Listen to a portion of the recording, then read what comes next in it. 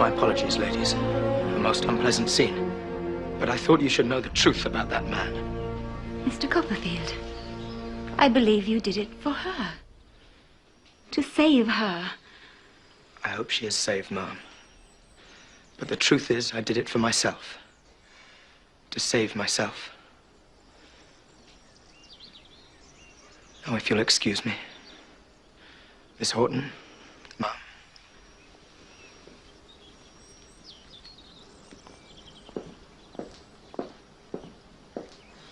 Such a very distinguished man.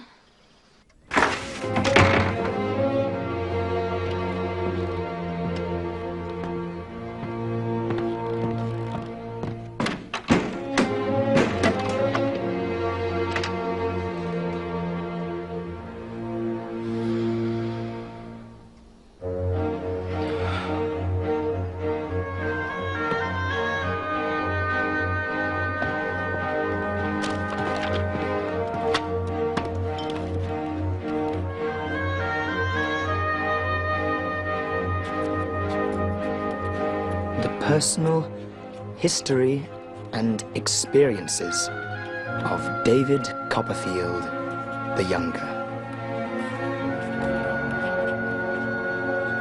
Whether I shall turn out to be the hero of my own life, or whether that station will be held by anybody else, these pages must show.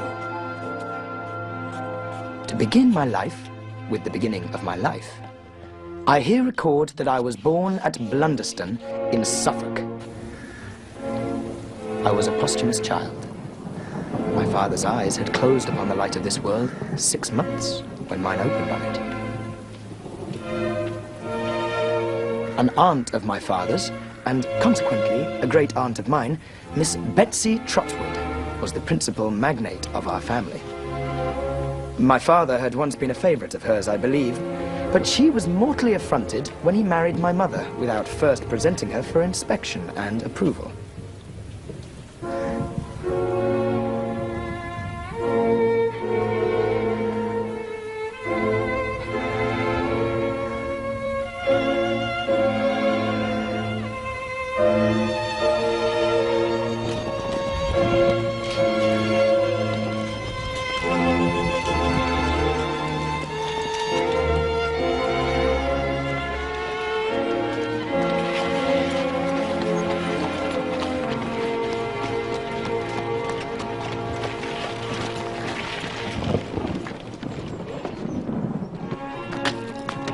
Miss Betsy and my father never met again, and she'd never seen my mother.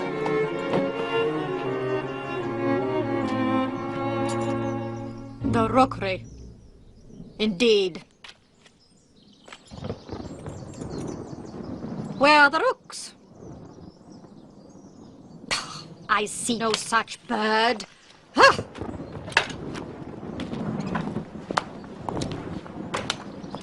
This, then, was the state of matters on what I may be excused for calling that important day.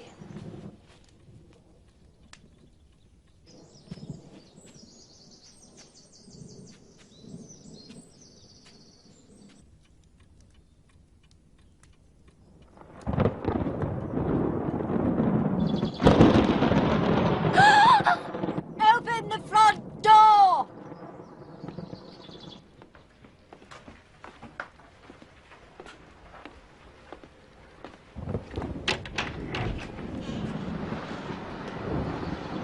Mrs. David Copperfield, I think.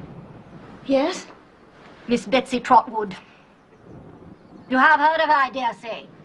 I have had that pleasure. And now you see her.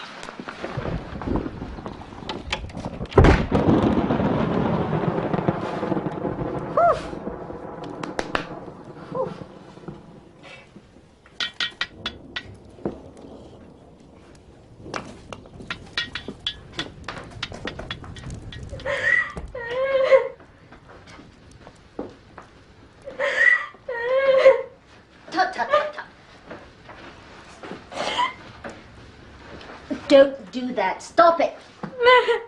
Stop it. There. Yes, now. Let me look at you. Come. Come.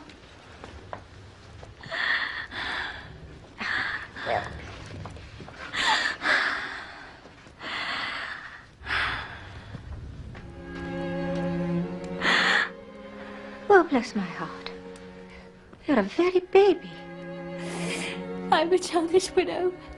And I will be a childish mother if I live. Nonsense. Sit you down, child. Sit you down. Here in the chair by the fire.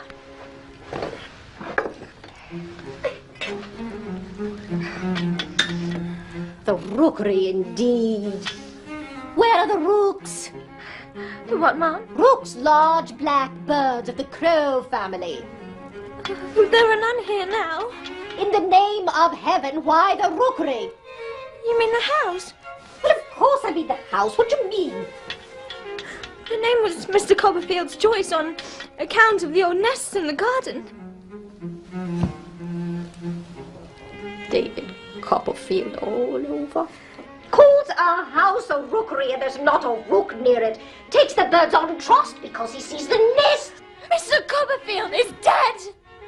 How dare you speak unkindly of him?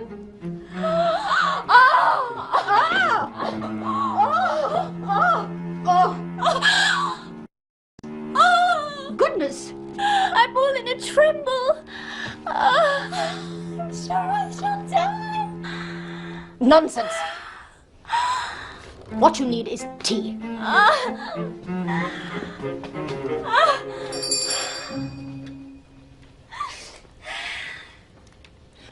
What's your servant's name? Peggotty. Peggotty? Do you mean to tell me that any human being has gone into a Christian church and got themselves named Peggotty? It's my surname, Mum. Mr. Copperfield called me by it because my Christian name's Clara, same as my mistress. Yes, well, Peggotty, fetch your mistress a strong cup of tea. Don't dawdle.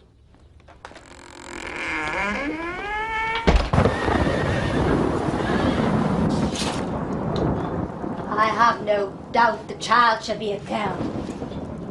Perhaps a boy.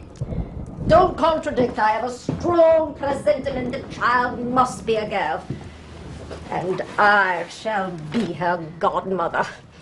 You will call her Betsy Trotwood Copperfield. Now, on to money matters. Has David left you properly provided for? I have this house and its contents, and a sufficient income. I think 100 a year. That seems satisfactory. Now to my goddaughter's education.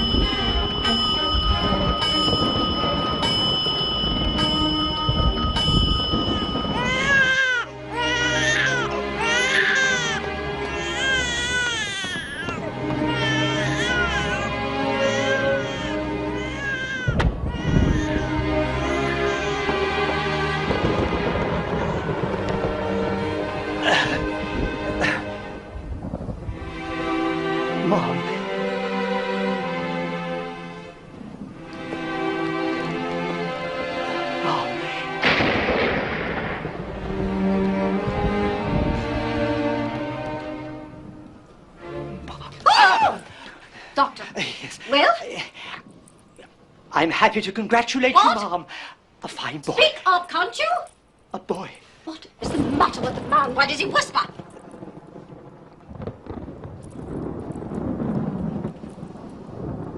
Oh. A boy. What? A boy! Impossible! I to show you, Mom. I won't hear you.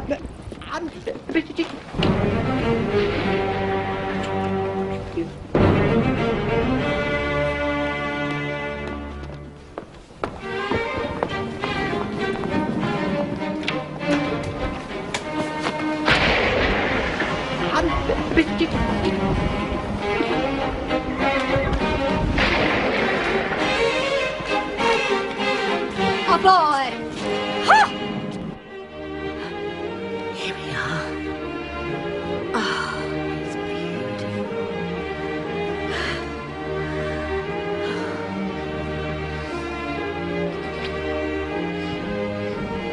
He shall be called David, after his dear father, David Copperfield.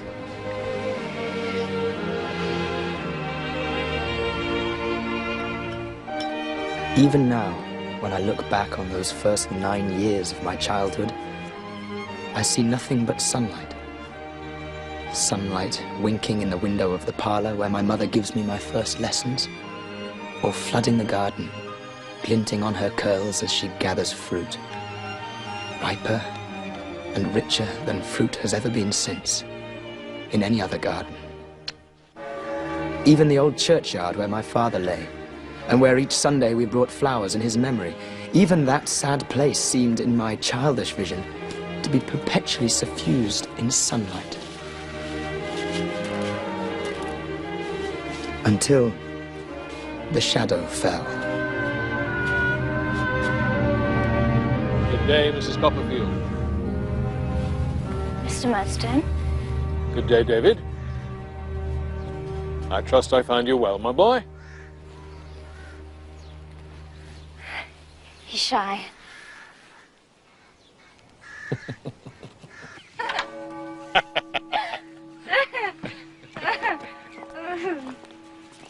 She sang like an angel. Really? Yes. So this is it. So, goodbye, Mrs. Copperfield. Mr. Murdstone? Goodbye, Davy. Come, my boy. Let's be friends, hmm? Davy?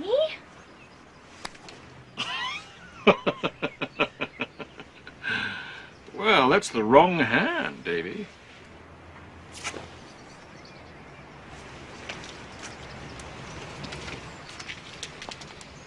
There's a brave little fellow, hmm?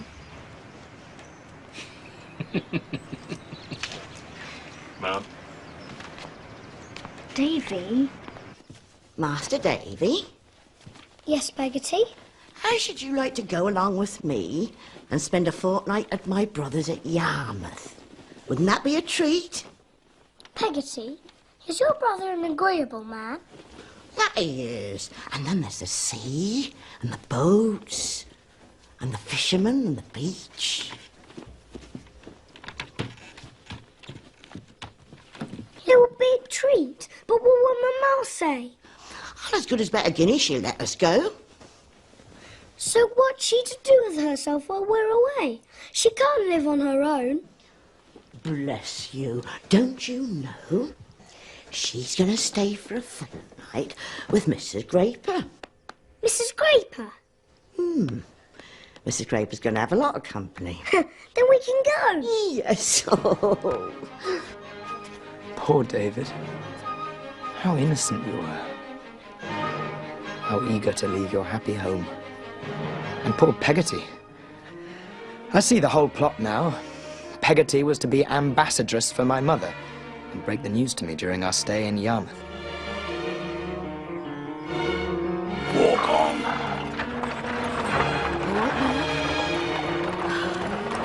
Davy! Davy, goodbye! Goodbye, Davy! Take care.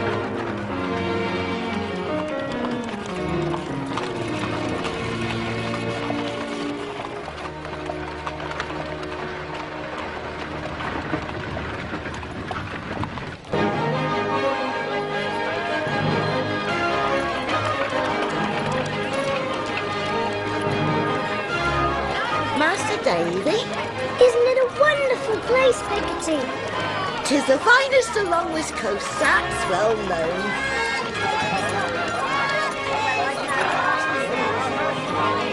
Master Davy, Yes, Peggotty. look, there's Ham! Stop, Mr. Barkis! There's my nephew, Ham! Ham! Yoo-hoo! Hey, there's my Aunt Clara!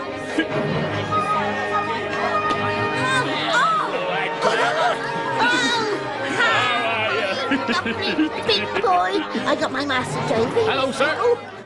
Come and meet my mate, sir. This is No sweethearts, I believe. I beg your pardon, Mr. Barkis. Oh, No person walked with her. With Peggotty. Ah, her. Oh, no. She never had a sweetheart. Oh.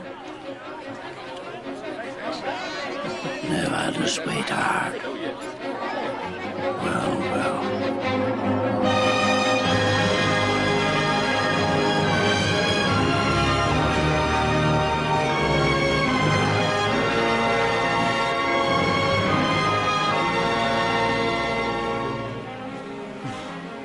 Yon's our house, Master Davy. That's a boat, ain't it? You run on a little closer. If it had been Aladdin's palace, I could not have been more charmed with the romantic idea of living in it. The true wonder of it was that it was a real boat that must have been upon the oceans hundreds, thousands of times. Master Copperfield. Copperfield. I'm Donald Peggotty. Glad to see you, sir. You'll find us rough, sir, but you'll find us ready.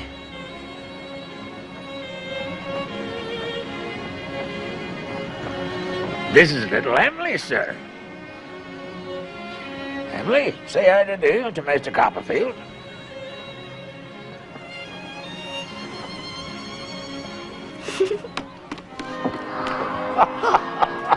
Well, sister. How are you, lass? all right, my love. Oh. Come on, baby. Mr. Peggotty, Sir. did you give your son the name of Ham because you live in the Noah's Ark? No, sir. His father gave him that name. But I thought you were his father. My brother Joe was his father. Dead, Mr. Peggotty. Drowned. But little Emily, she's your daughter, isn't she? No, sir. My brother-in-law Tom was her father. Not dead, Mr. Peggotty. Drowned. Have you any children then? No, sir. I'm a bachelor. A bachelor? Then who's this? And you was in bed, Master Davy.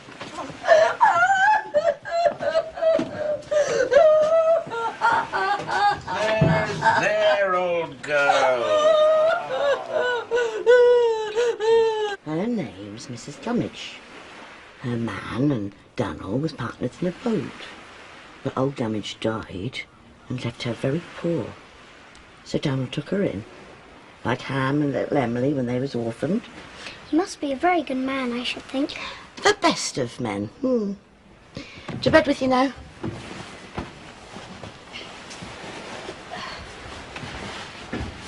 Good night. Night. Davy? Yes, Peggotty?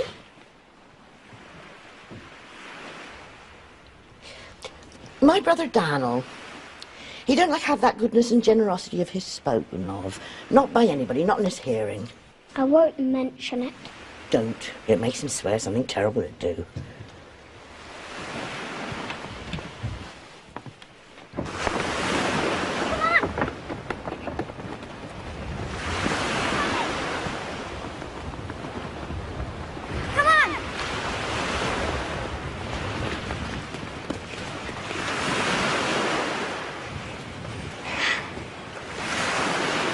Sometimes, at night, when there's a storm blowing, I wake and I think I hear Uncle Daniel and Ham crying out for help.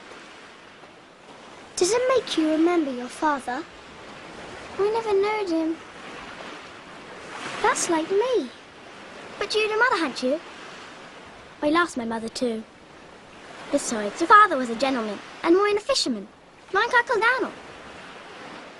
Peggotty said I should never mention what a good man he is. Good!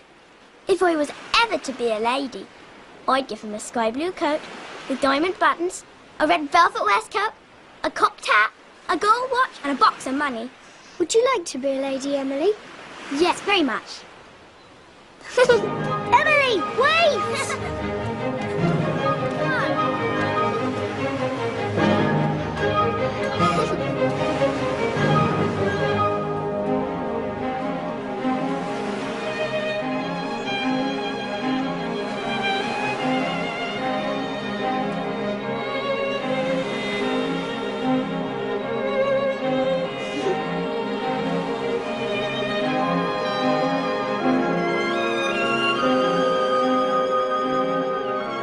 I'm sure I loved her with a greater tenderness and purity than can enter into even the noblest love of a later time of life.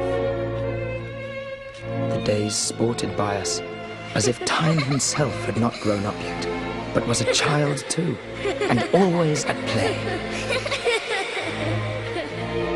Dear Peggotty, I suppose it was because she saw us so happy and would not spoil it, that she never did carry out the commission my mother had entrusted to her. It was only when we were approaching the very gate of the house that at last she told me. Mr. Barkis, sound your horn. Please, sound your horn, then she'll come to the gates.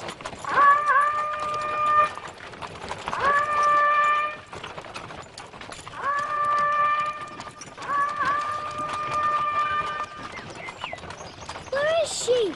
Where is she? Why hasn't she come out? Peggotty, where is she? Peggotty, why hasn't she come out? Peggotty, why hasn't she come out? Wait, Master Davy, and I'll tell you something. What? Where is she? She's not dead. Dead? Of course she's not. Oh, bless the boy. No, Davy. I should have told you something before, but I couldn't bring my mind to it. What do you think? You've got a pa. A new one. Mama! Davy! Clara? My dear? Control yourself. Well, you may kiss your mother, David. Always control yourself. Well now, Davy. How do you do?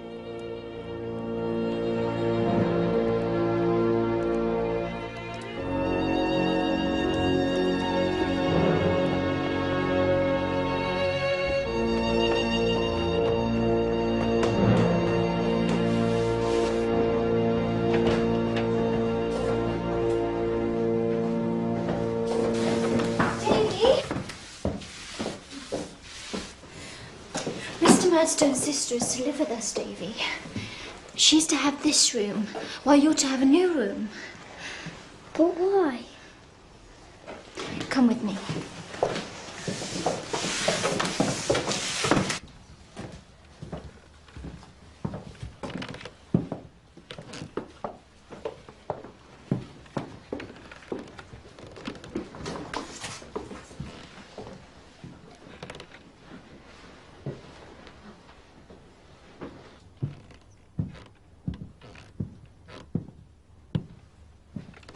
Davy. Clara? What is this?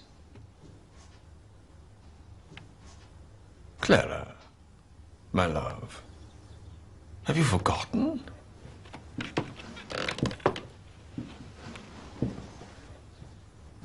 Firmness, my dear.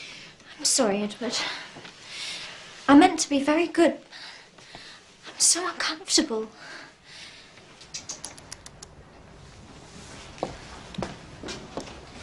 Go you below, my dear. Dave and I will be down in a moment.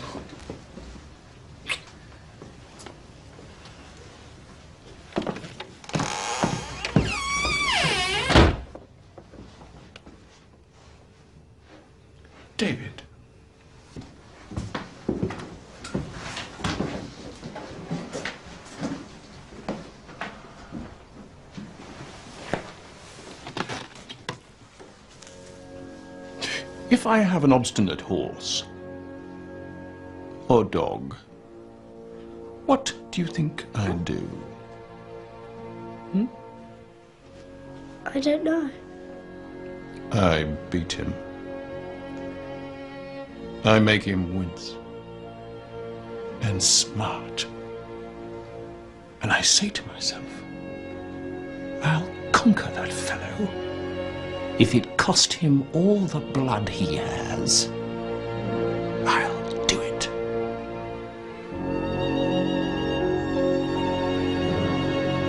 A few days later, she came. Miss Jane Murdstone.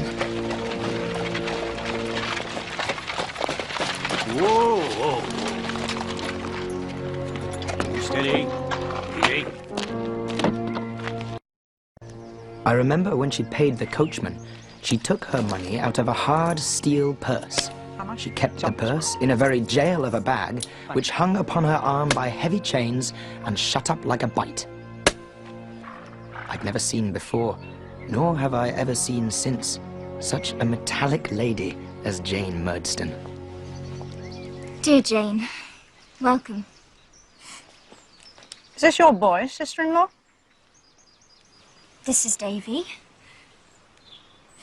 Generally speaking, I don't like boys. How'd you do, boy?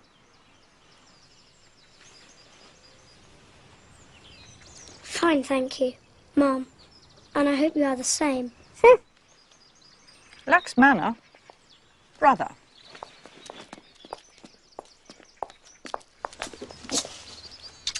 Sister?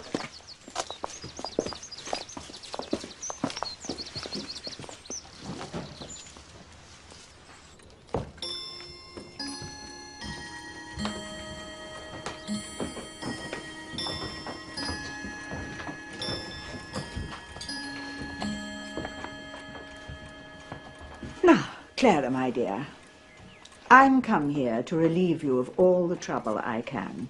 You're much too pretty and thoughtless to have any duties imposed upon you that can be undertaken by me.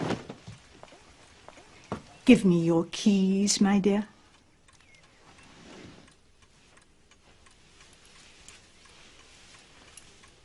Clara?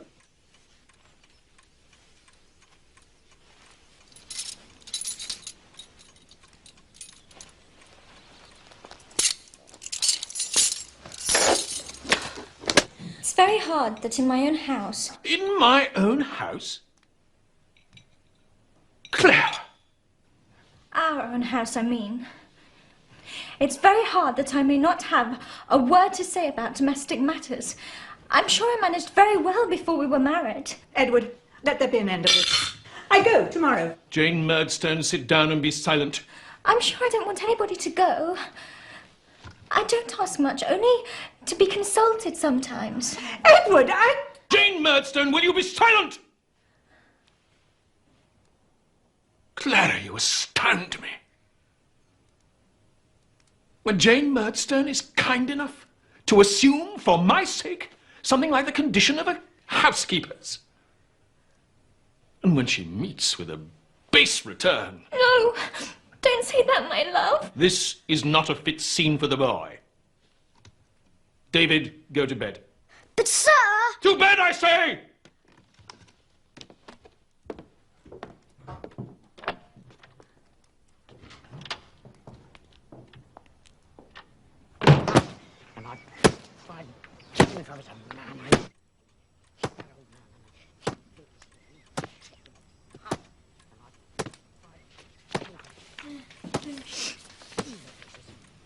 Davy. Davy? Be firm with the boy, Clara. He knows his lesson, or he does not know it. He does not know it.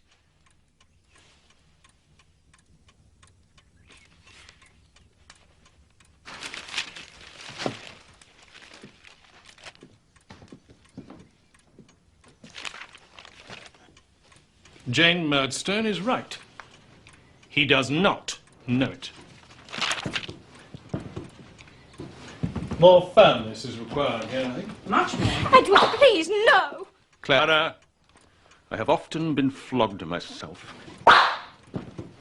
Edward, please! Clara! My dear Jane, Clara is greatly strengthened and improved, but we can hardly expect her to bear with perfect firmness the worry and torment that David has brought upon her with his idleness and inattention. David, you and I shall go upstairs, boy. Sir, please! No! Edward, no! Clara, are you a perfect fool? Mr. Murdstone, please, leave me alone! Please, sir!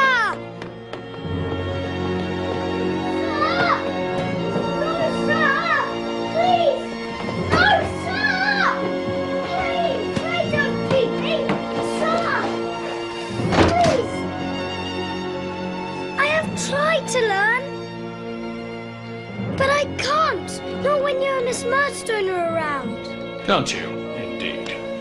No, please, don't. Try that. No, please.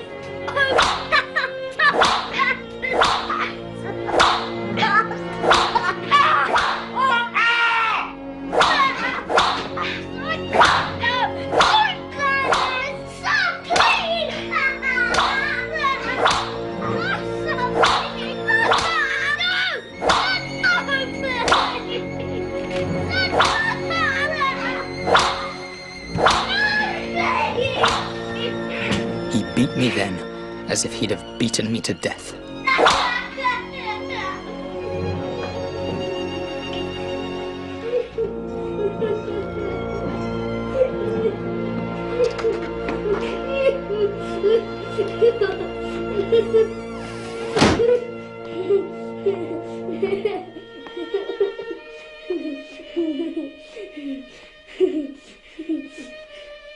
How well I recollect, when I became quiet, what an unnatural stillness seemed to reign through the whole house. It grew dark, the night wore on, and nobody came near me. Fearful questions tortured me. Was it a criminal act that I'd committed? Would I be sent to prison? Would I be hanged?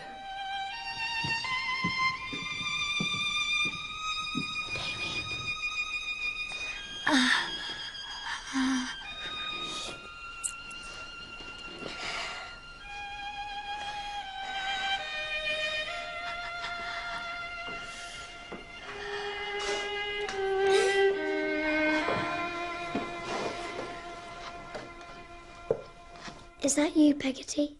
Soft as a mouse, or the cat'll hear us. Is Mamma very angry with me? No, not very. But what's to be done with me?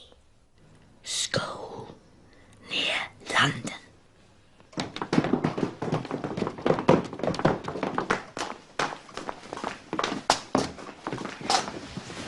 Oh, Davy. Mamma, please forgive me.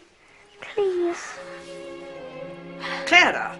I do forgive you. Clara! But try to be better.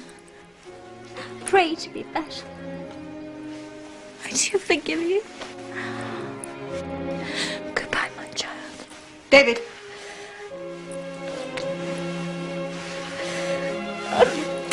David!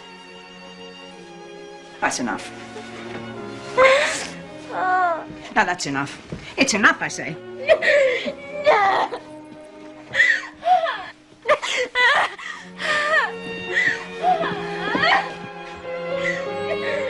Oh, go on, up you go.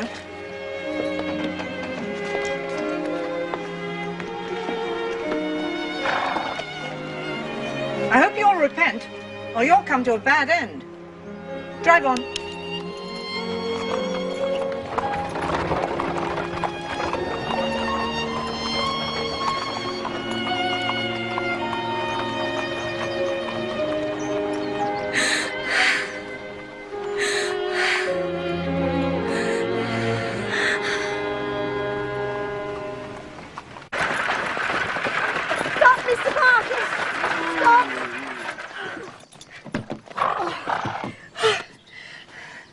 You mustn't never forget me, Davy, for I'll never forget you.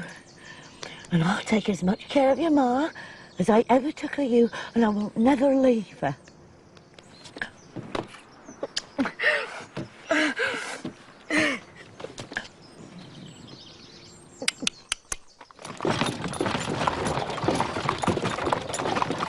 Is she a good cook? Peggotty, do you mean? Aye, her. Would you like a pie, Mr. Barkis? Oh, maybe I will.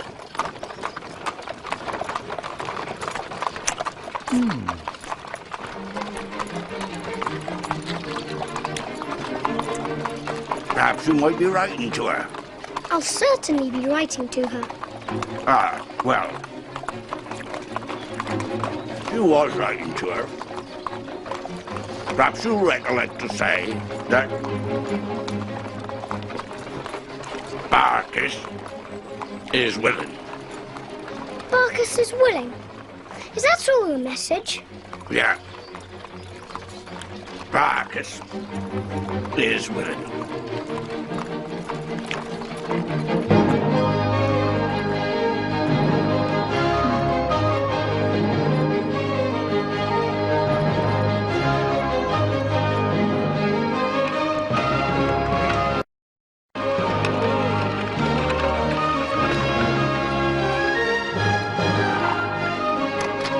Right, out! Come on, hurry up! Move it! Oh, move!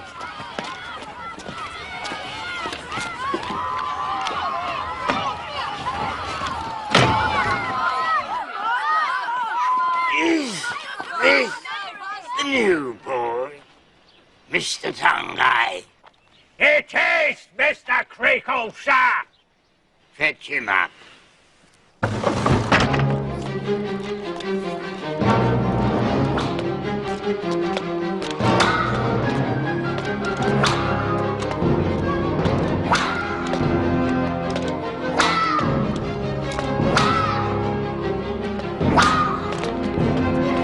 Hey there! You? Tommy Traddles. Good luck. Come on! In you go.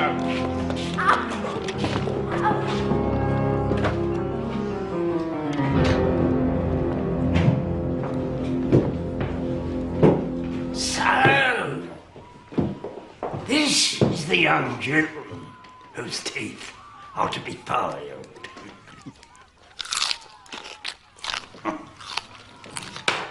Come here. Lively now!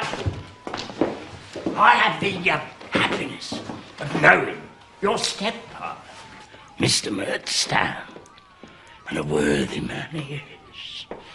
A man of strong character. He knows me, and I know him. Do you know me, boy? Not yet, sir! Not yet, eh? But you will soon, eh? You will soon, eh? I'll tell you what I am. I'm a Tartar. A Tartar! I'm a determined character, that's what I am. When I say I do a thing, I do it! Do it! Will I not do it, Mrs. Creakle? You will, Mr. Creakle. Beware of him. He bites. Mr. Tongue-Eye, please oblige.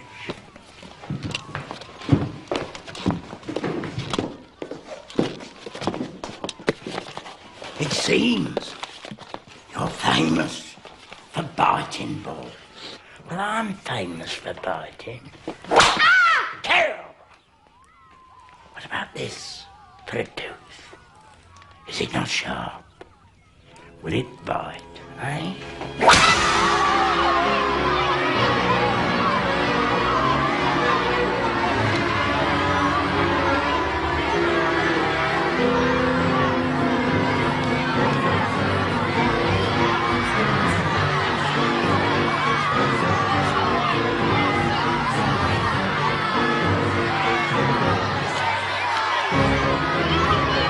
Leave him be, swines! Shut up, Traddles, you girl!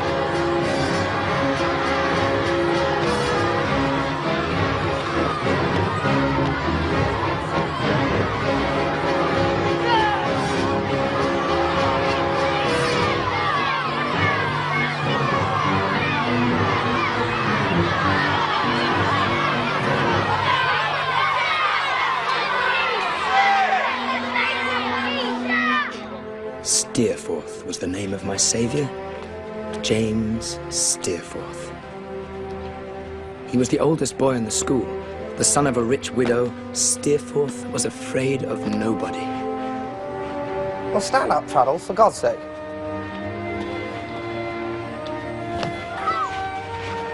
You. Up you get, young'un. What's this? What is this? I call it a rotten shame, don't you, boys? Yes!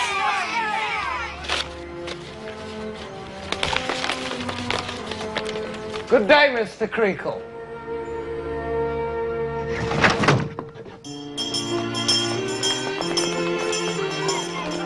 Tuck yourself in. Don't you worry. I'll look after you.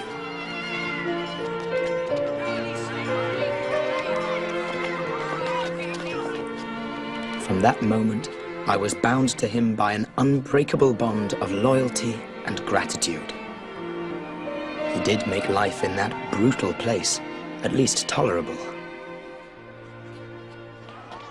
He loved a story, but was far too idle, he said, to read himself, so I read to him. Then came a morning when I was summoned to Mr. Creakle in the parlour. Master Copperfield? Yes, sir? You wanted in Mr. Creakle's parlour. Come on, hurry up.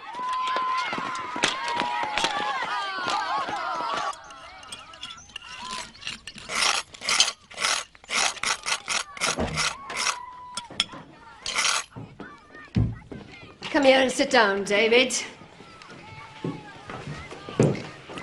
I have something to tell you, my child.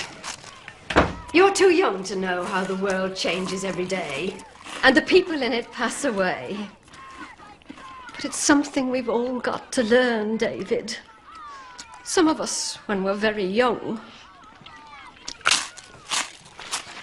I grieve to have to tell you that I hear this morning that your mamma is gravely ill. She is very dangerously ill. She is dead. Man that is born of a woman hath but a short time to live, and is full of misery. He cometh up and is cut down like a flower. He fleeth as it were a shadow, and never continueth in one day. In the midst of life, we are in death. After you went, she got more timid and frightened like. A hard word was like a blow to her. But still she would love them two downstairs, because she couldn't bear not to love anyone who was about her.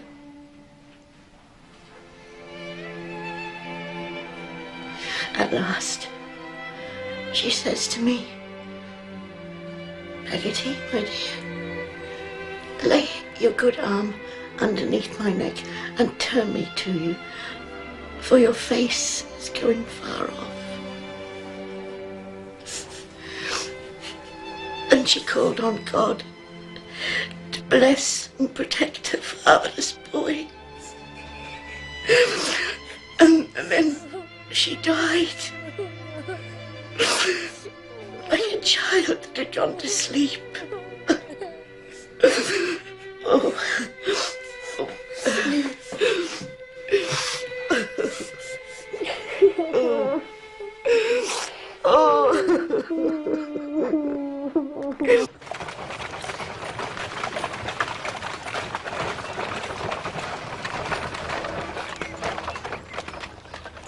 I hope that you and Mr. Barkis will be very happy together, Peggotty. Bless the boy. They do say he's a bit tight with money. So, take this now, Davy, before I'm Mrs. Barkis. A whole sovereign? Shh. I can't. You take it and guard it well till the day you need it.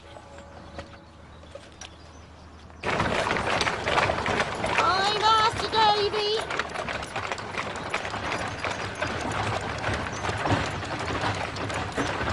No, don't agree, don't agree.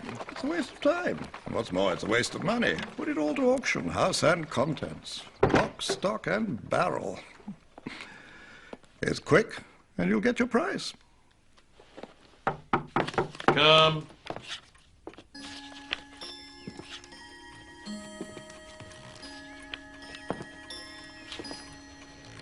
Ah. David. Come here, boy. You have a disposition which requires a great deal of correcting. What he wants is to be crushed. And crushed it must be, and crushed it will be. Jane, leave this to me, if you please. I am not a rich man, David. And education is costly. In any case, I can see no advantage to leaving you at school.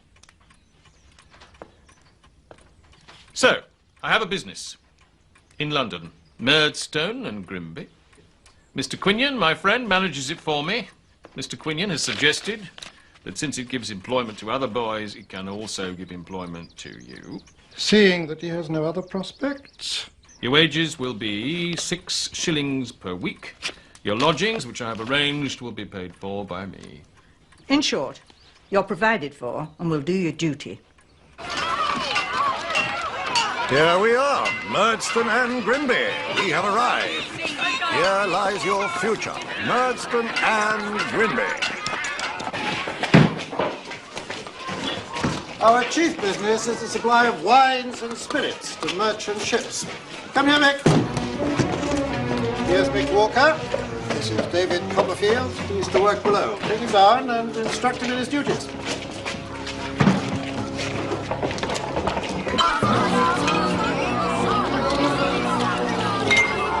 Confidentiously, not to be repeated to Mr. Q.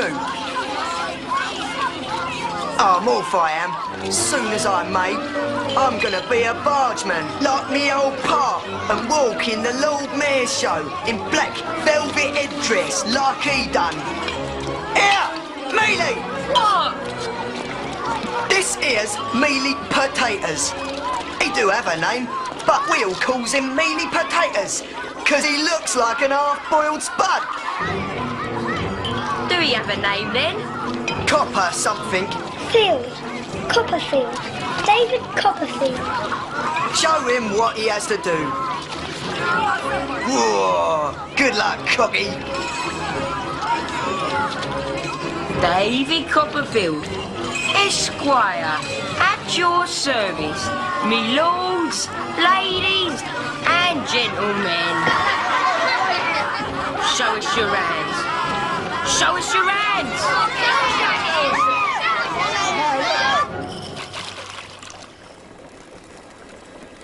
Now, my lady, observe if you please.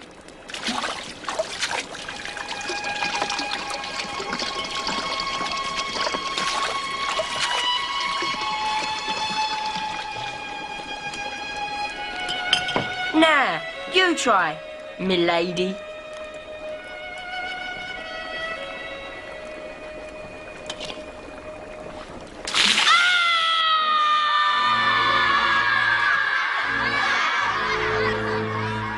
No words can express the secret agony of my soul, the sense I had of being utterly without hope, the misery it was to my young heart to know that day by day all I had learnt and thought and delighted in would pass away from me little by little, never to be brought back any more.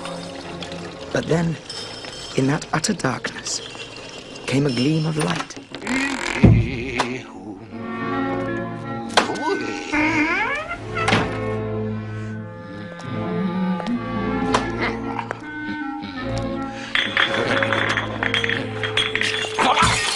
It came in the form of a stoutish, middle-aged person with no more hair upon his head than there is upon an egg. This is Mr. Micawber. Mr. Micawber is known to Mr. Murdstone. He takes orders from us on commission when he can get any. You will be lodging in his house. Mr. Micawber, this is David Copperfield. Honored, Master Copperfield. Under the impression that your peregrinations in this metropolis have not as yet been extensive, and that you might have some difficulty in penetrating the arcana of the modern Babylon. In short, that you might lose yourself. I am here to accompany you to my humble abode. Thank you, sir. Mina! Coming, sir. Take Copperfield's box for him. Yes, sir.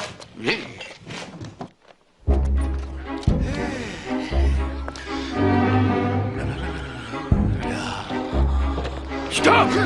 Micawber! Stop! This way, Master Copperfield! Stop! Pay no attention! Pay me! I'll have the law on you! Stop! Master Copperfield, if there is one great universal truth to be discovered as we journey through this vale of tears, it is this.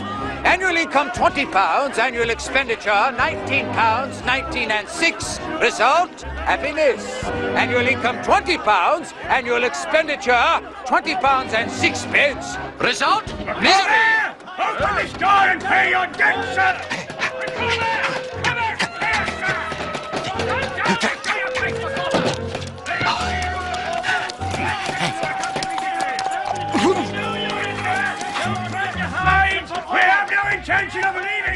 Circumstances have rendered it imperative to enter the humble abode. We will not say surreptitiously, but discreetly and circuitously. In short, by the back door. Go! Mr. Micawber, hurry!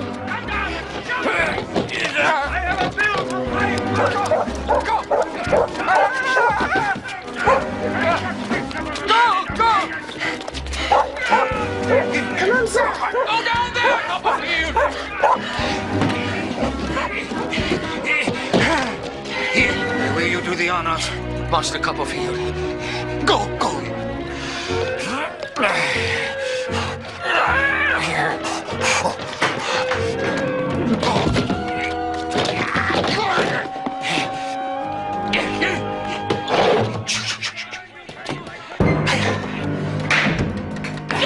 Mr. Micawber? Yes, I. My dear, permit me to present to you Master David Copperfield. Master Copperfield. Master Copperfield, may I make known to you the partner of my life, my strong right hand, my helpmeet, in short, Mrs. Micawber. How do you do, ma'am? Micawber! Upstairs, upstairs. Leaving, Micawber, until you settle your debts, sir! We'll have it! Mr. Micawber's difficulties are almost overwhelming at present. Whether it is possible to bring him through them, I cannot say. If Mr. Micawber's creditors will not give him time, then they must take the consequences.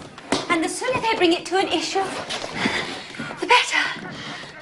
Is Mr. Micawber great friends with Mr. Murdstone, ma'am? Friends? I would hardly say friends. A mere commercial acquaintance. Blood cannot be obtained from a stone, and neither can anything on account be obtained at present from Mr. Micawber. Oh.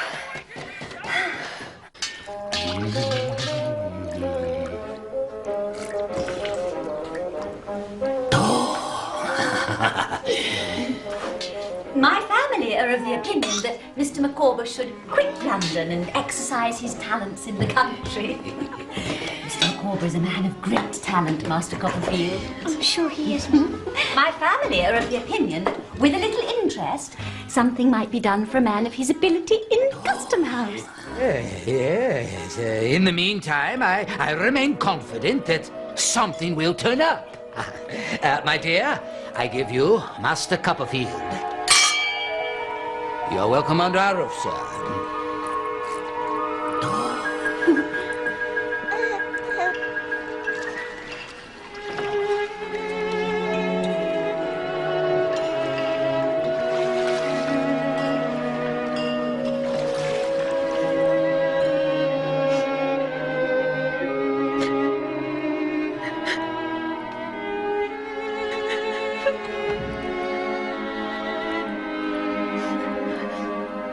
Forgive me, Mum.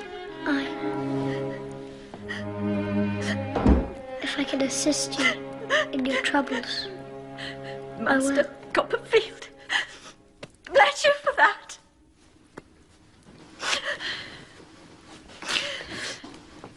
I cannot treat you as a stranger, and therefore do not hesitate to say that Mr. Micawber's difficulties are coming to a crisis. I'm very sorry to hear that, Mum.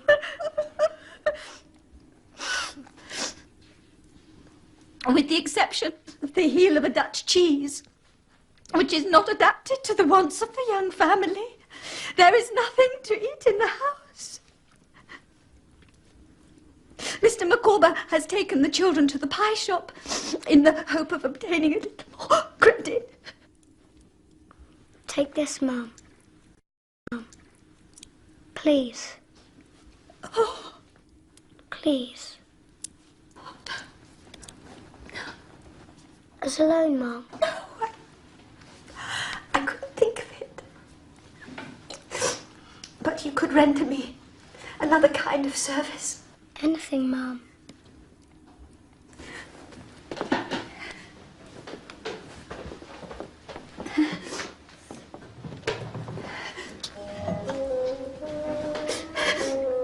They were my dear papa's.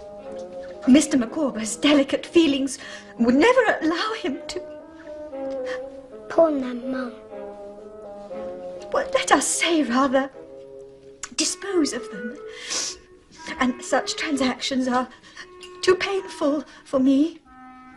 But if I might ask you, Master Copperfield. Anything, Mum.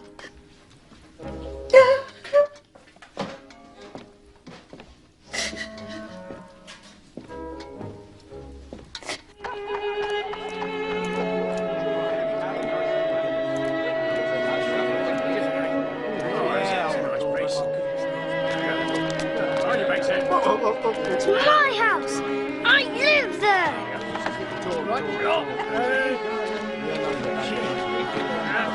What happened? Dennis, prison.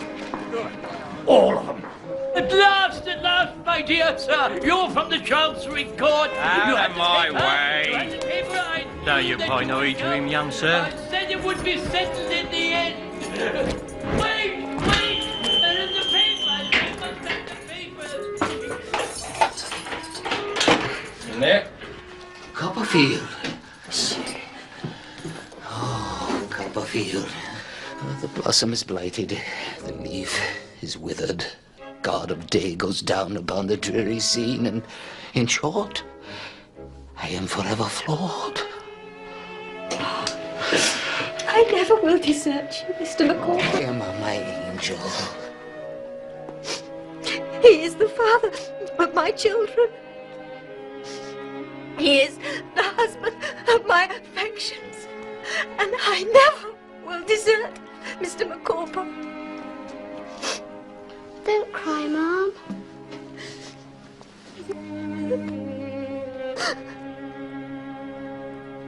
I went to the pawn shop as you asked. What?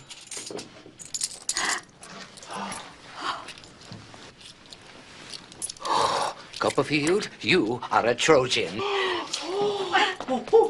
And the rent is paid on Windsor Terrace until the end of the month. You have a legal right to occupy your room, Master Copperfield. Let no man prevent it.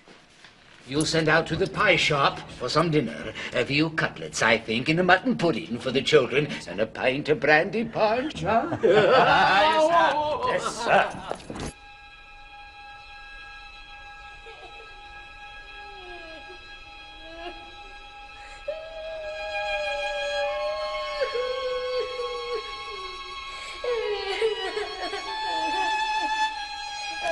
To add to the daily miseries of my own existence, I was now haunted by the awful fate that had befallen Mr. Micawber and his family.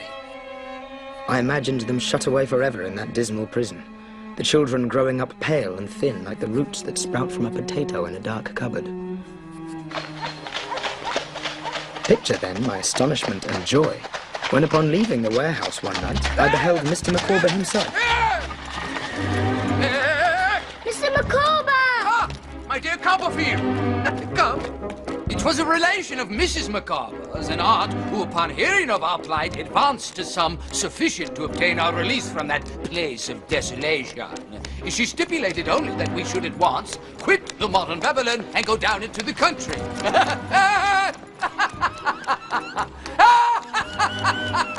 All aboard!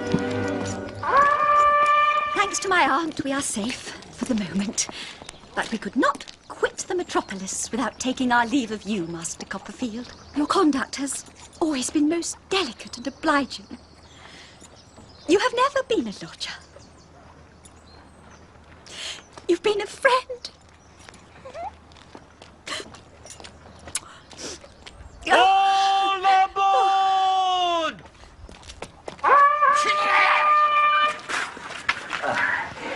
My dear Copperfield, farewell. Every happiness and prosperity. If in the progress of revolving years I could persuade myself that my blighted destiny has been a warning to you, I should feel that our friendship, though brief, had not been in vain. All aboard! Yeah! Please, sir, Mr. Micawber, sir. I really think you should go now. In case of anything turning up, of which I am rather confident, I shall be extremely happy if it should lie in my power to improve your prospects. All aboard! Yeah! Farewell!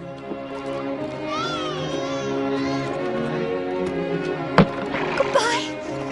Goodbye! Farewell now! An aunt. It was Mr. Micawber's mention of an aunt that recalled to my mind that legendary figure of my own family, Miss Betsy Trotwood. An aunt. An aunt. This aunt of yours, you say she lives down the coast? Near Dover. Dover, eh? That's far away. I've got money enough for the journey.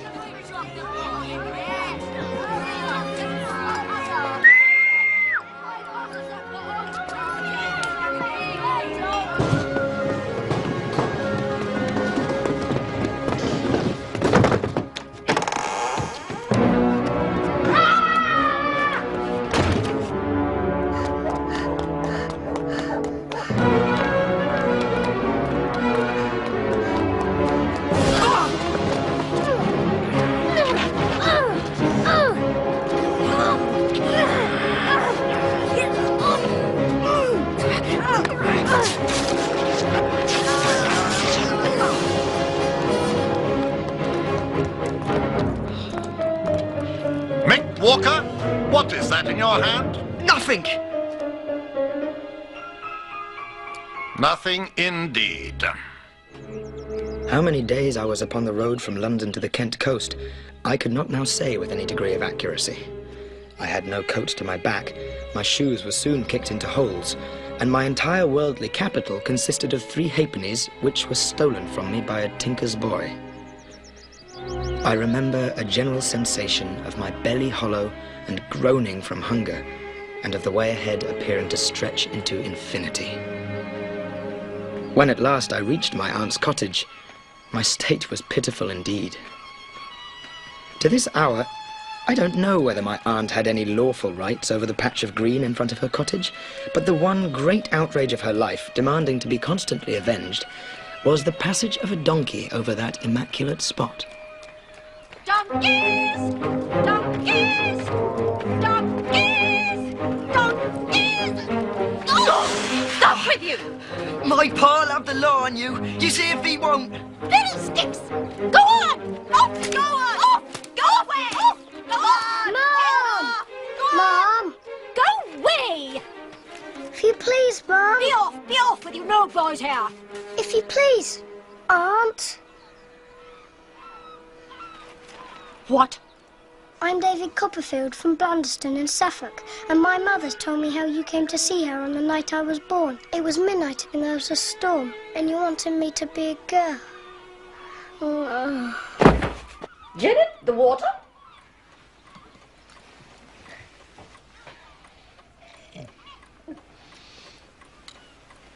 Janet, the tonic.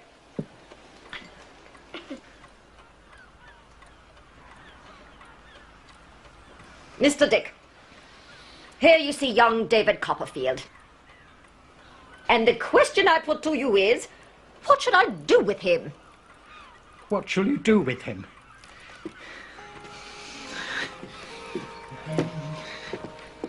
Oh, do with him? Yes, come. I want some very sound advice. Why, if I were you, I should wash him. Mr. Dick sets us all right. There we are, Master David. Janet! Donkeys! Oh, donkeys! Donkeys! Donkeys! Donkeys! Oh, no! Go! Go! All right, we're going! Go, Come on, donkey! Move along! Go!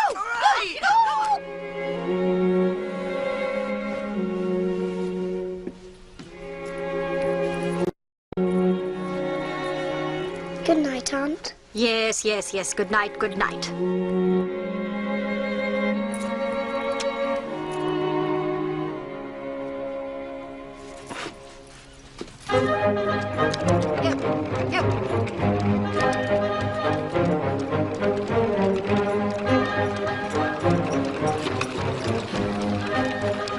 We're off to Canterbury to consult with Mr. Wickfield. How's this for a kite, Davy? There's plenty of string, you see, and when it flies high, it carries my words far, far away. That's my manner of diffusing them. We'll be home well before dark.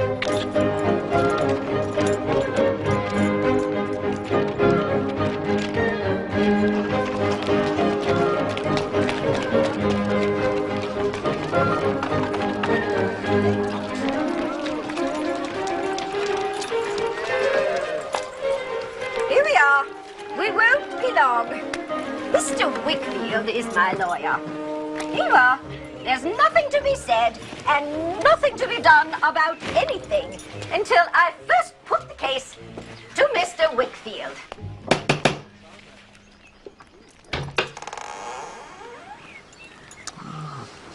Good day, Miss Trotwood. Is Mr. Wickfield at home, Uriah Heep? He is, Mum. Go on, go on.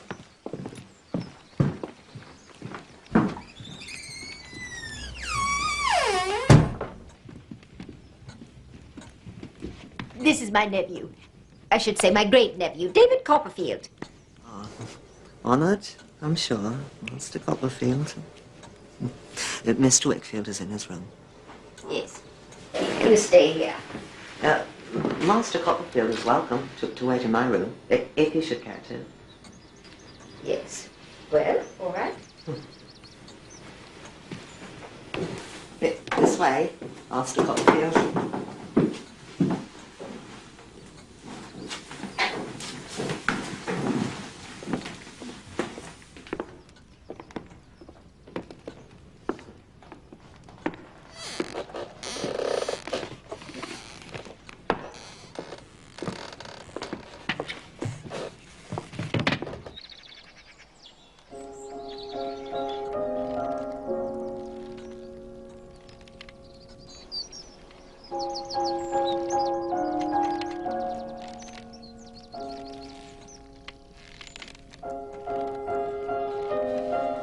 That is Mr. Wickfield's daughter, Agnes. Your aunt has a great admiration for Miss Agnes. As do we all. Even so humble a person as myself. I suppose you're quite a great lawyer then, Mr. Heep. Me, Master Copperfield? Oh dear, no, no. I'm the very humblest person going, Master Copperfield. My mother likewise was a very humble person. My father's former calling was humble. He was a sexton. What is he now? He is a partaker of glory at present, Master Copperfield. Dead, Mr. Heep. Alas, Master Copperfield. How long have you been with Mr. Wickfield? Going on 4 years, Master Copperfield. I thank you for the inquiry. I expect you'll be a partner in the business one day, Wickfield and Heep. Oh no, Master Copperfield. I'm far too humble for that.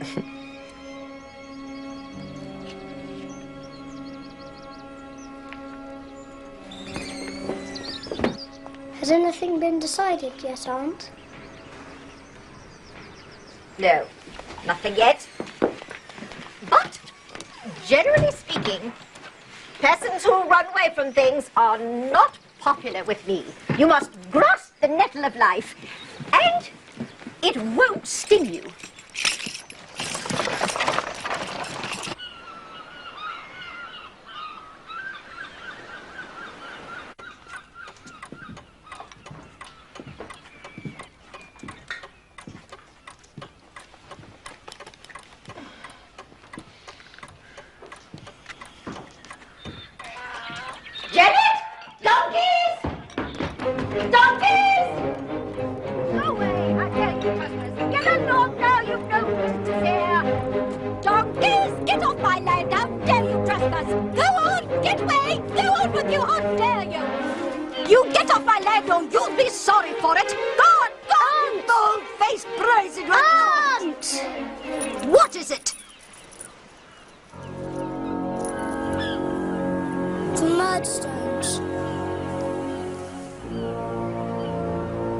Miss Trotwood, this unhappy boy has a sullen and rebellious spirit, a violent temper, and an untoward and intractable disposition. Of all the boys in the world, I believe this is the worst boy. Strong? But not at all strong for the facts, ma'am. I am come to take him back, ma'am. To take him back unconditionally. To dispose of him as I think proper, and to deal with him as I think right. Really? I must caution you, Miss Trotwood. If you step in between him and me now, you step in forever. What? I will not trifle. Is he ready to go? For if he is not, my door will be closed against him forever. And I take it for granted that yours is open on the same basis. Oh. Good Lord. David? Are you ready to go? Please, Aunt. I beg of you with all my heart, please don't make me go with him.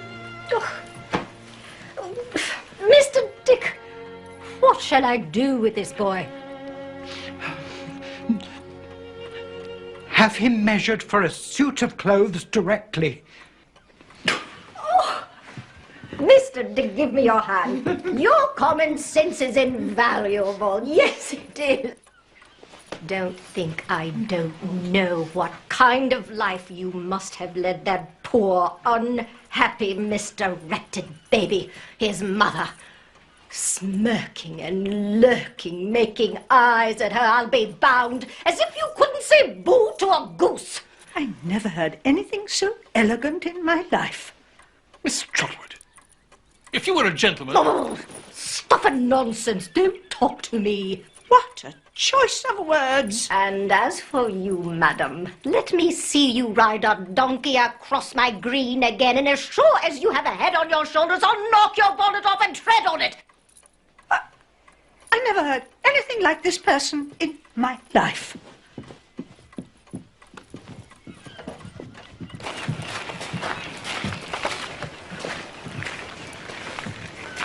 Mr. Dick, the gate? No. Mr. Dick, consider yourself guardian to this child, jointly with myself. Guardian? Jointly? Delighted. Yes, very well. I've been thinking I might call you Trotwood. Trotwood Copperfield. How would that suit you?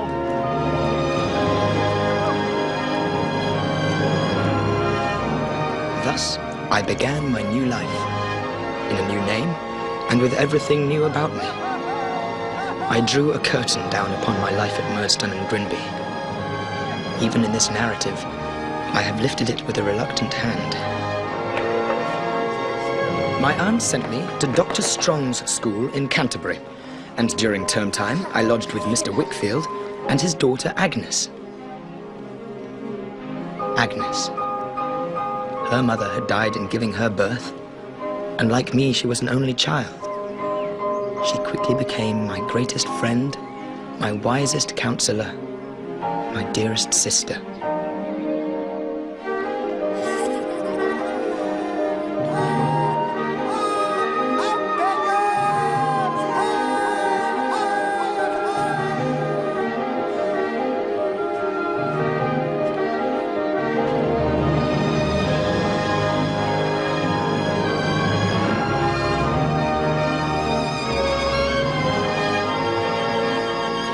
So the years passed. When I was grown to something like man's estate, my aunt decided I should be a lawyer, sent me to London, and purchased articles for me in the firm of Spenlow and Jorkins of Doctors' Commons.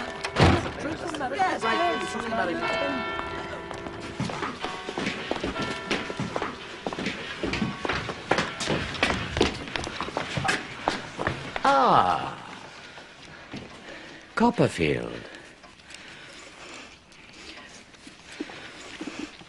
Excellent.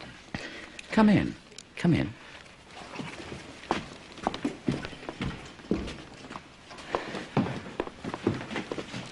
On the desk, if you please, Copperfield. To the Lord Chancellor's office is... Quick as you like.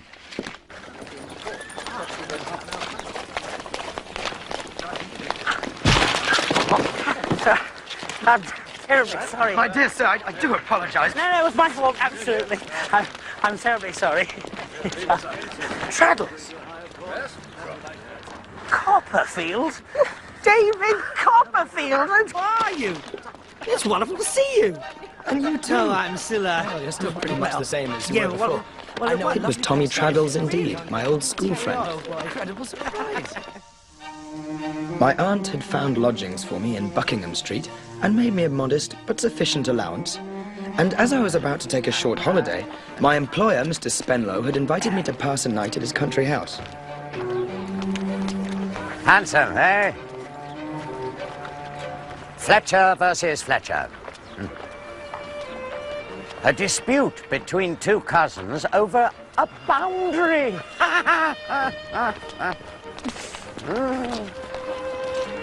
Fletcher versus Fletcher. Highly lucrative. But then, of course, the very best sort of professional business is a disputed will. Very pretty pickings indeed to be had there in the way of argument and counter-argument and the evidence of interrogatory and counter-interrogatory and so on. And since the costs invariably come out of the estate itself, both sides can go at it in a lively and spirited manner with expense. No consideration at all.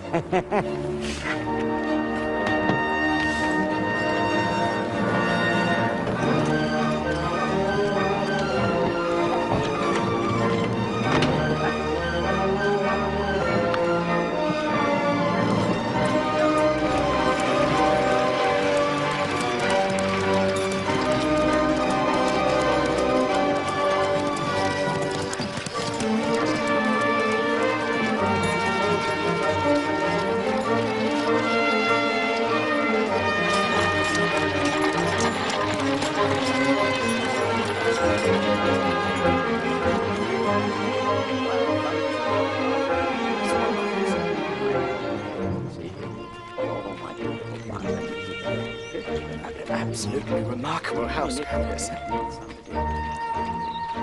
Of course, a privilege.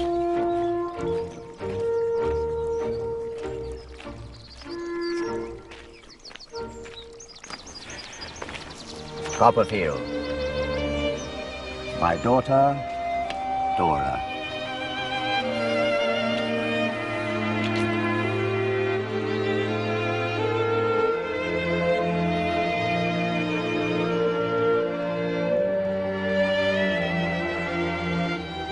I was swallowed up in an abyss.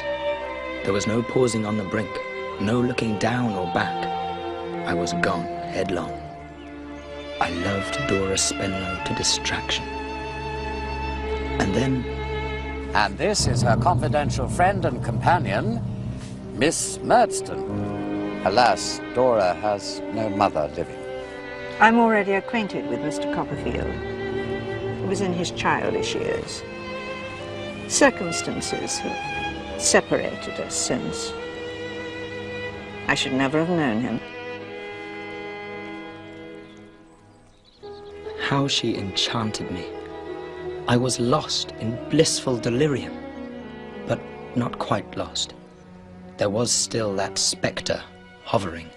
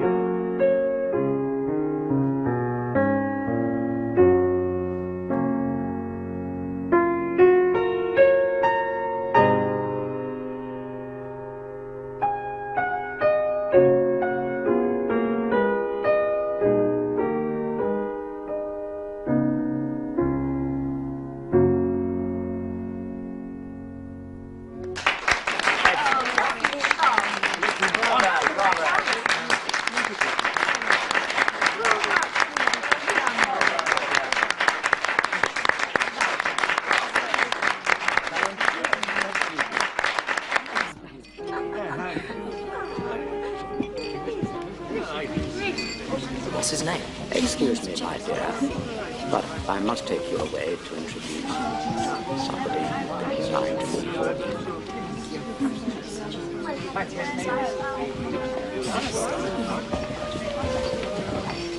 David Copperfield, a word. I won't attempt to disguise the fact that I formed an unfavorable opinion of you in your childhood. It may have been a mistaken one, or you may have ceased to justify it. That is not the question between us now. I may have my opinion of you. You may have your opinion of me. But it is not necessary that those opinions should come into conflict. It would be better if they did not. Let us therefore meet here as mere distant acquaintances. Do you agree? I said I would return, Mr. Copperfield. Are you and Miss Murdstone talking over old times? Old times? Oh, hardly that, Dora, my dear. Our acquaintance was very slight. Was it not, Mr. Copperfield? That was the moment to speak out, to say the truth. No, shout it. Very slight.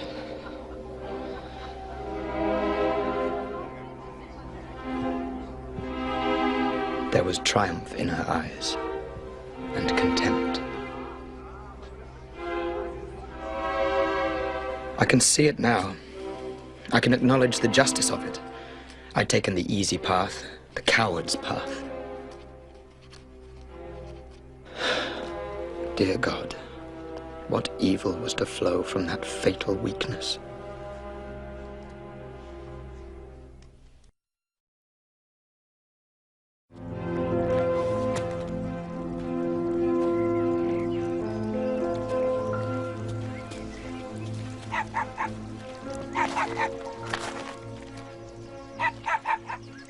Good morning, Mr. Copperfield. Ah, Miss Spenlow, I'm surprised to see you out here so early. It's the brightest time of the day. Don't you think so? It's bright to me now. The moment before, it was not so bright. Do you mean a compliment? Or has the weather changed? I'm not aware of any change in the weather. You've just come home from Paris, I believe. Yes. Have you been there? No. Oh, you should go. You would love it so much. Do you travel a great deal, Mr. Copperfield? Well, I'm going down to Yarmouth in a day or two to see old friends. Yarmouth is quite on the coast, is it not? Yes. Miss Spenlow. Dora! tiresome creature. I can't think why Papa chose such a vexatious thing to be my companion. Dora? It is very disagreeable having such a gloomy old person always following one about. Here, perhaps you should say something to your father. I wouldn't dare. Your father wants you. Hurry now.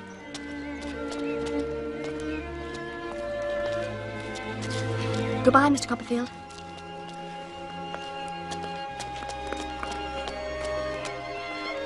Remember, we meet here as mere distant acquaintances. The past is buried. I barely heard her. Mr. Copperfield. My head was full of Dora. Dora. Mr. Copperfield. Dora. Dora. Do you hear me, Mr. Copperfield? I returned to my lodgings in town in a sort of trance. I made some attempts to work at the book I was writing, but it was no good, because in every sentence the word Dora would inadvertently appear. At length, I determined to seek distraction at the playhouse.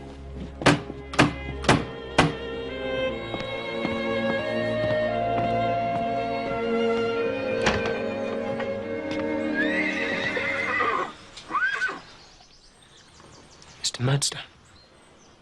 David. You were going out? I was going to the play. I was going to the play. I shall not detain you. I received a note from my sister this afternoon. The chances of life, it seems, have brought you together again. Yes. My sister has no wish to revive the memory of past differences. I've already agreed as such with Miss Murdstone. You will honor that agreement, I hope, David.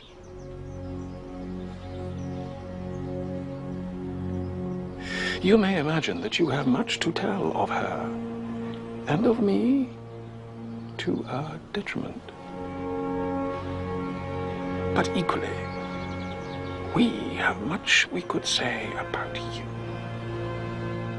Can you think that I would wish to resurrect the past, Mr. Murdstone? It is far too painful to me. Then I shall detain you no further.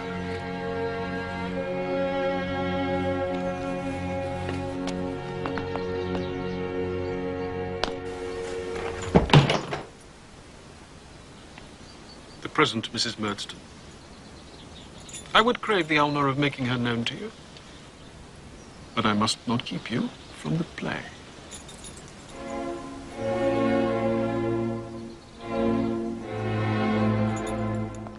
That pale, forlorn figure haunts me to this day. I knew what her life was. I knew how he was crushing the spirit from her as he had done to my poor mother. I wanted to speak, but I dared not, and knew not what to say.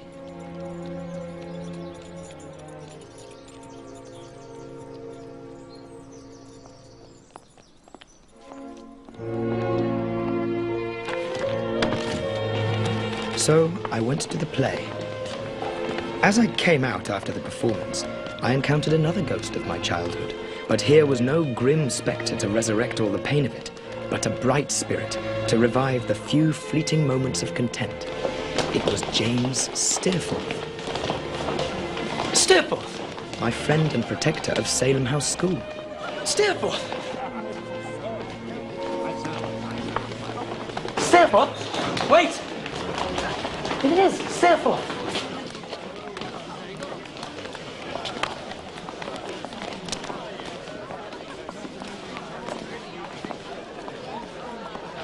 You don't recognize me, I'm afraid. Oh, my God, it's little Copperfield. Well, you're just what you always were, now I look at you. You're not changed in the least. My dear Steerforth, I never was so glad. I'm overjoyed to see you again. Well, what the devil are you doing here? I was at the play. What a delightful and magnificent entertainment. My dear young Davy, you're a daisy. The daisy at the field of sunrise is not fresher than you are. I thought it was the worst play I ever saw in my life.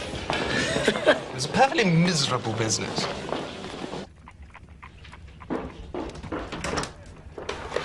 Forgive me, Steerforth. The wine shop was closed. I had to go to the tavern. Are you writing a book, Daisy? Oh, it's nothing. Stories and sketches. You always loved books. And romances. I remember when you used to read to me. I'm not much used to company, I'm afraid. When do you go to Yarmouth? Tomorrow. London's devilish dull at the moment. And I have some thoughts of buying a boat. If you could bear my company, I'll come down with you. My dear Steerforth, I'd be honoured and delighted. Well, that's settled then. And so we went together on that fateful journey. I'll see you shortly. Take care. Upon our arrival, we parted. Steerforth to explore the town, I to see Peggotty and her husband Barkis, who was ailing.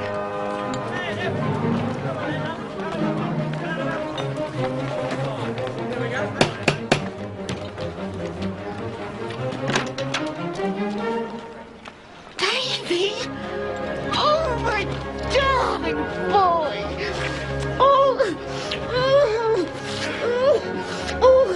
Oh, let me look at you.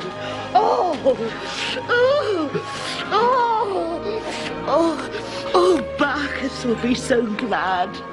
It'll do him more good than a pint of liniment. How is it, Peggotty? Bad. Very bad. It's the rheumatics. Will you come up and see him, my dear? Well, Barkis, here's medicine for you.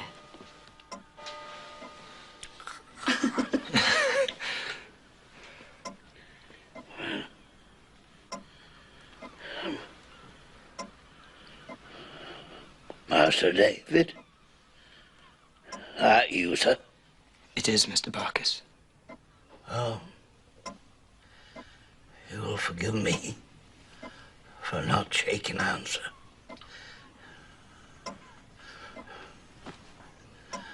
But if you was to shake the tassel of my nightcap,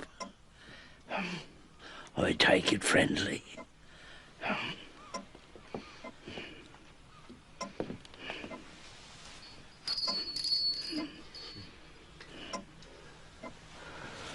I'm sorry to see you like this, Mr. Barkis. Well, I'd be sorry for myself, sir. If it weren't for a certain lady.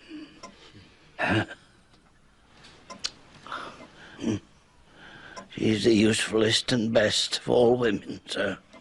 Is C.P. Barkis. No, Barkis. And that's true, sir. That's as true as turnips is. It's as true as taxes is. And nothing's truer than them.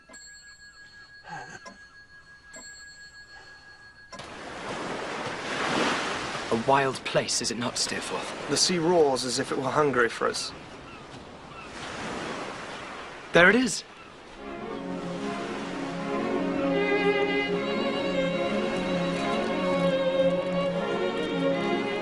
It's little Emily.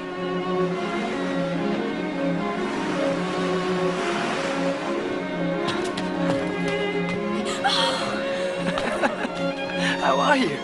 Pretty well, Master Davy. This is my friend, Steerforth. Steerforth, this is Emily. I think I've mentioned her. You were Daisy's childhood friend. You played together and dreamed together. He was to be a great writer and you were a fine lady. You told him that? How else would I know? It were a foolish dream. I'm older now. And wiser. I hope so. We trade our dreams for what we call wisdom. I wonder, is it a good exchange? Master Davy! Master Davy! Master Davy! Davy! This little Emily of ours ain't my daughter, sir. So I understand, Mr. Peggotty. But I couldn't love her more. Well, I'm sure you couldn't. Now, there's a certain person as has known our little Emily ever since the time her father was drowned. Not much of a person to look at. Something of my build, rough. Good deal of the sou'wester about him. Very salt. But he's a decent enough person, and his heart's in the right place. Now, what do you think this here blessed tarpaulin go and do? He loses that there heart of his to our little Emily. All of a sudden, one evening, comes Emily from her work, and him with her. Now look here, he cries out, joyful. This is to be my little wife. And she says, half bold, half shy, yes, uncle, if you please. If I please. Will you take up your glasses, one and all? Oh, and for you, Mrs. Gummidge.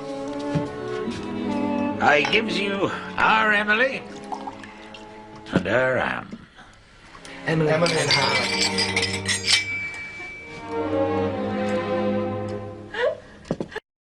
Most engaging little beauty, Emily.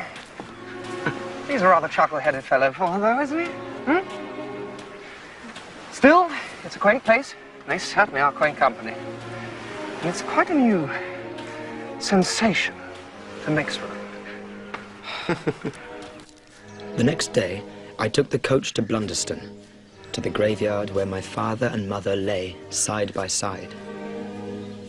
The breeze in the yew trees seemed to whisper of old days, those happy days before my mother married Mr. Murdstone.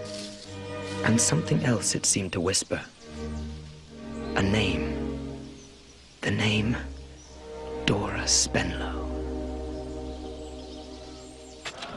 I got back to Yarmouth earlier than expected, my head still full of that name, which to my fevered fancy sounded like a spell. Anyway, it's been a delight. I'll see you soon. Daisy! You're back!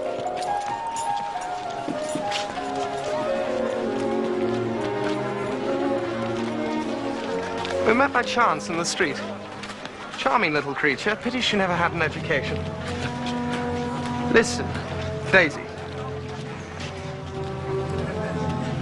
If anything should ever happen to separate us, you must always think of being my best, old boy. Steerforth. No, come. Let us make that bargain.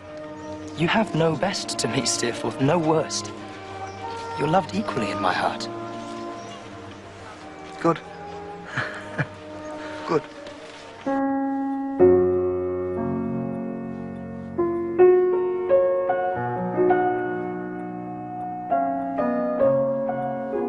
Do you like music, Mr. Copperfield? It's very beautiful. Miss Spenlow. I like this piece very much, but it makes me so sad. Dora.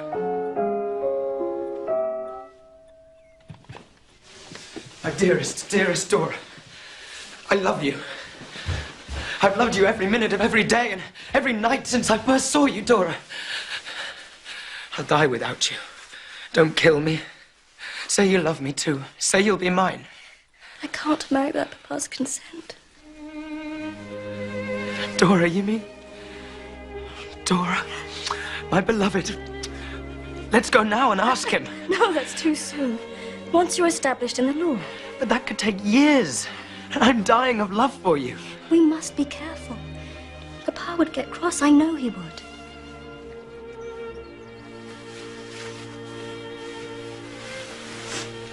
Don't look sad. We will meet often. And you may write to me. I may. But in secret, always in secret. You must address your letters to my maid Hetty.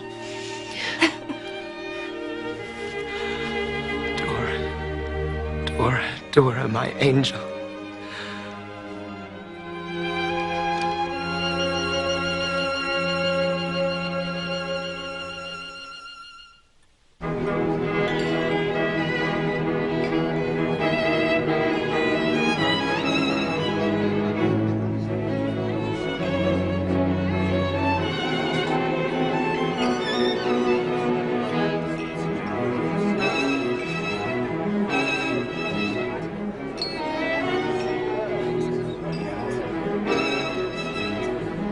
Good evening, Mr. Wickfield. David, this is Mr. Waterbury. David? Sir? I saw your aunt last week. She was well. She's always well. I won't keep you from Agnes. She's just over there. Thank you, sir. They've always been like brother and sister. Oh,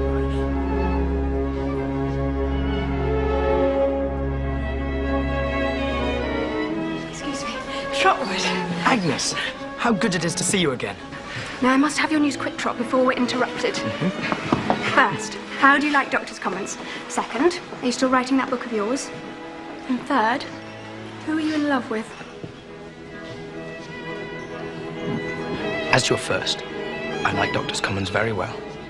As to your second, I fear my book will never be finished. And as to your third, why should you think I'm in love with anybody? Are we not as brother and sister, Trot? Don't I know you? Perhaps I've changed.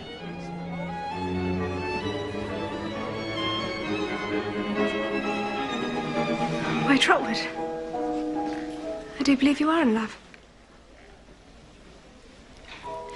But certainly you may not give yourself over to it till you have finished your book. Why do you say you never will? It's a hopeless jumble of stories and sketches. Is there not some common theme? Well, yes. What? Modern life. My idea is to turn them into a novel. I know not how. Well, then don't. Let them stand as they are. Call them sketches of modern life.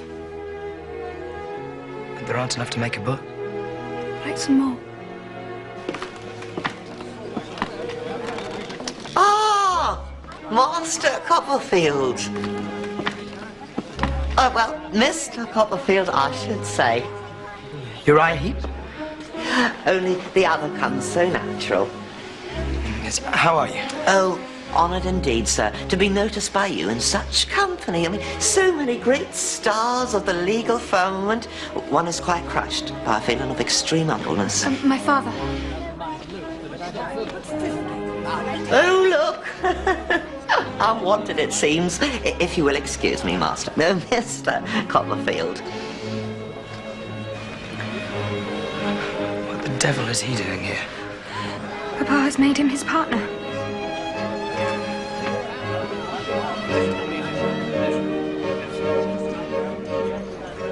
It's true. But how? Why? He's mastered my poor father's weaknesses, fostered them, taken advantage of them until...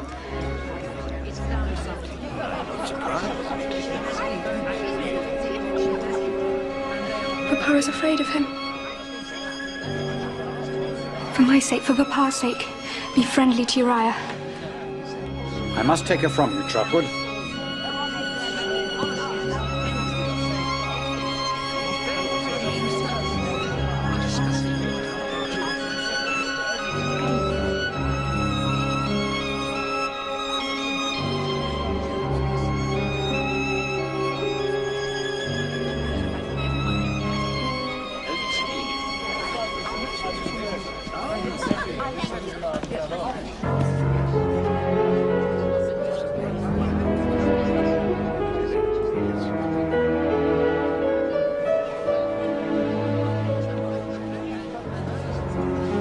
Copperfield.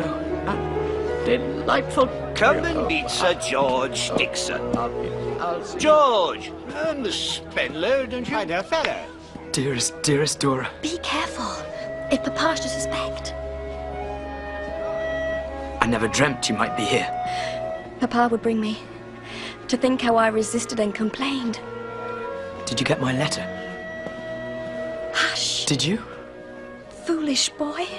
Such a flood of words. I swear I didn't understand one half of them.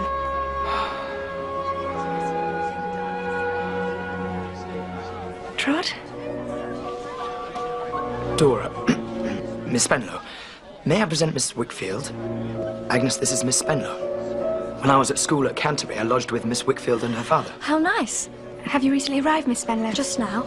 Excuse me, ladies. Copperfield, I want you to meet Sir George Dixon. Excuse me. Are you connected in any way to Spenlow and Jorkins? He's my papa.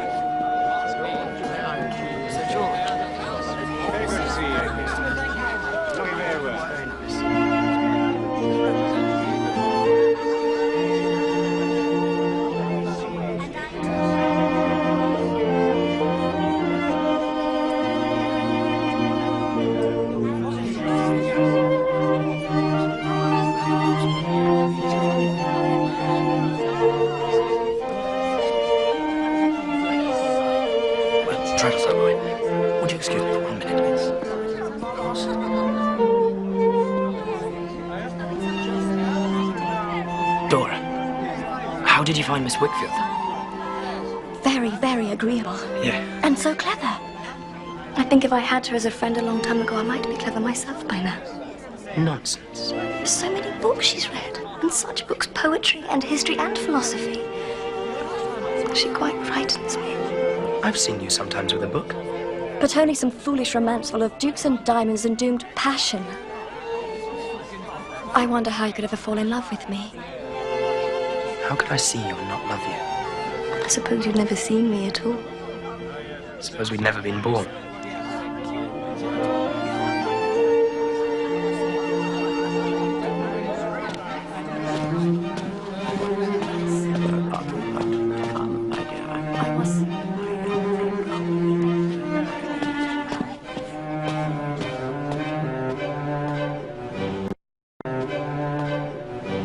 What did you think of her?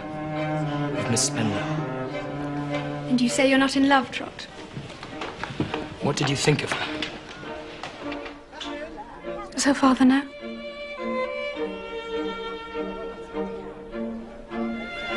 And be careful.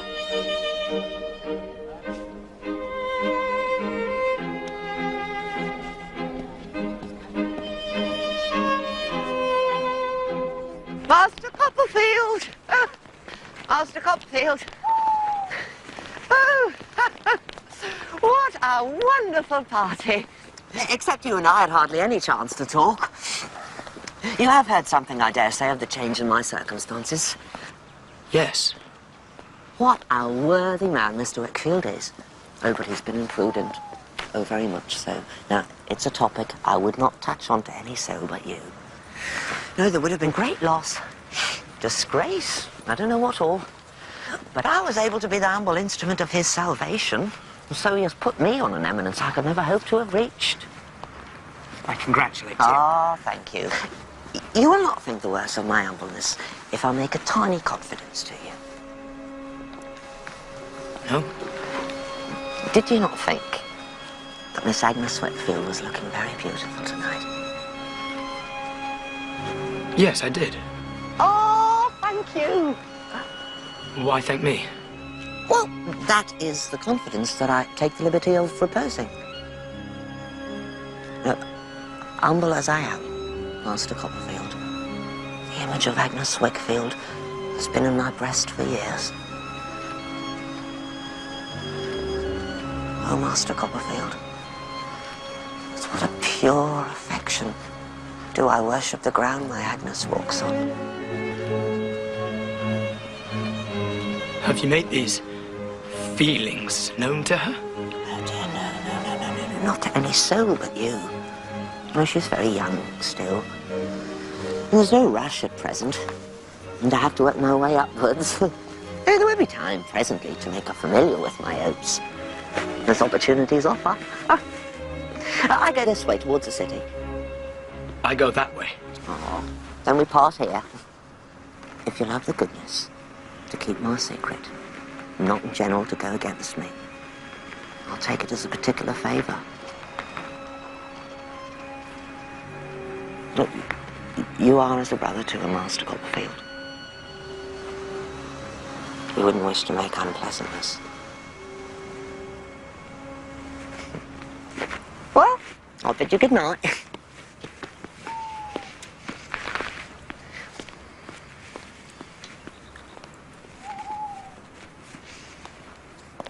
At first, I was too angry to think clearly. Later, when I was master of myself enough for reflection, I judged that the best course was to do nothing, to keep to myself what I'd heard. The reader may by now be starting to form an opinion about the soundness of my judgment. It was at about that era in my life that while dining most abominably with Traddles at his lodging, chanced through into my path another old friend. Oh, to school days. School days. Do you remember the time I got caned by old Creakle? My dear Traddles, old Creakle caned you every day of your life. He was a brute to you. Ah, perhaps he was. But there was a great deal of fun going on there, too. Do you remember the stories he used to tell in the bedroom after dark? That'll be my landlord. For the rent. Good evening, Mr. Micawber.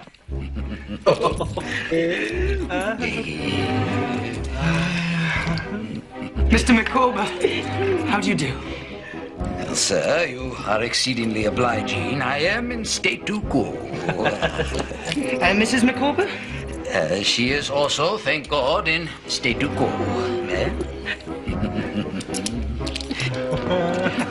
And the children? Well, I rejoice to say that they are likewise in the enjoyment of salubrity. Is it possible? Have I the pleasure of again beholding Copperfield? Mr. Micawber, it's so good to see you again. My dear Copperfield. Mrs. Micawber! Mrs. Micawber! Mrs. Micawber! Come. My dear, here is a gentleman of the name of Copperfield who wishes to renew his acquaintance with you.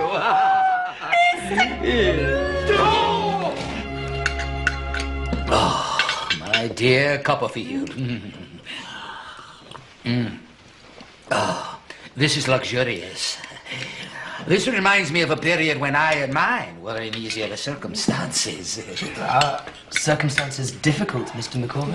Until recently, I was engaged in the sale of corn upon commission. It was not an avocation of a remunerative description. It did not pay, Mr. Copperfield. Mr. Micawber is at present without any suitable position or employment. Where does that responsibility rest? With society. What Mr. Micawber has to do is throw down the gauntlet to society and say, in effect, show me who will take that up. Let the party immediately step forward. How is this to be done, exactly? By advertising in the papers.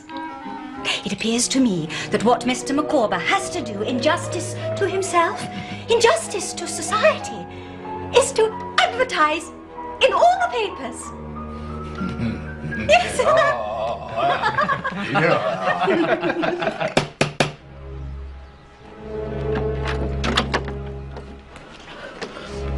How is he, Peggotty? He's going out with the tide.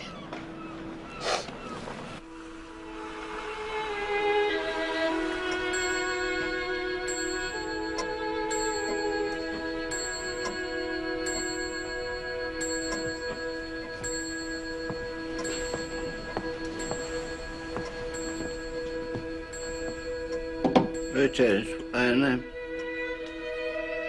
what? Something. He's come to himself.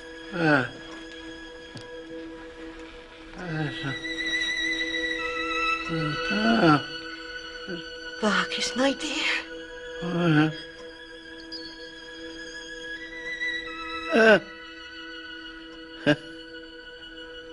C.P. Barkis. No better woman anywhere.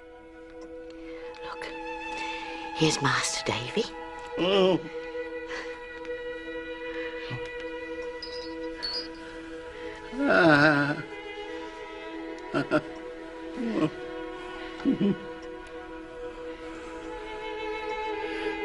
Bacchus is willing.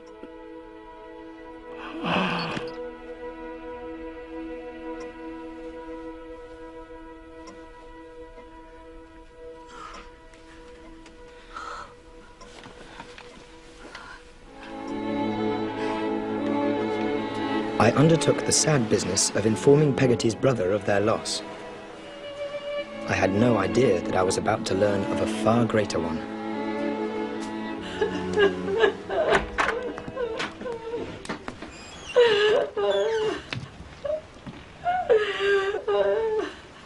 Ham? Ham, what's the matter? Ham, for heaven's sake, tell me what's the matter. She's run away. Little Emily. Pride and hope of my heart. She's gone. When you, who love me so much better than I've deserved, when you read this, I shall be far away. When I leave my dear home in the morning, it will be never to come back, unless he brings me back a lady. Mr. Peggotty. 'Twas no fault of yourn, Master Davy. There's no blame to be laid at your door. No fault of mine. I don't understand. The name of the man is Steerforth. And he's a damned villain. Where were you going, Daniel? Find my poor niece in her shame and bring her back. No, Daniel, no! I'm going to seek her far and wide.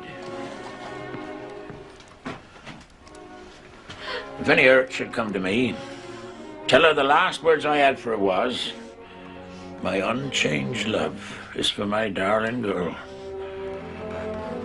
And I forgive her. It was the first of a series of great shocks that one after another overwhelmed my young life. The next was mild in comparison, though momentous in its ultimate consequences, and began innocently enough with a visit to Mr. Micawber's.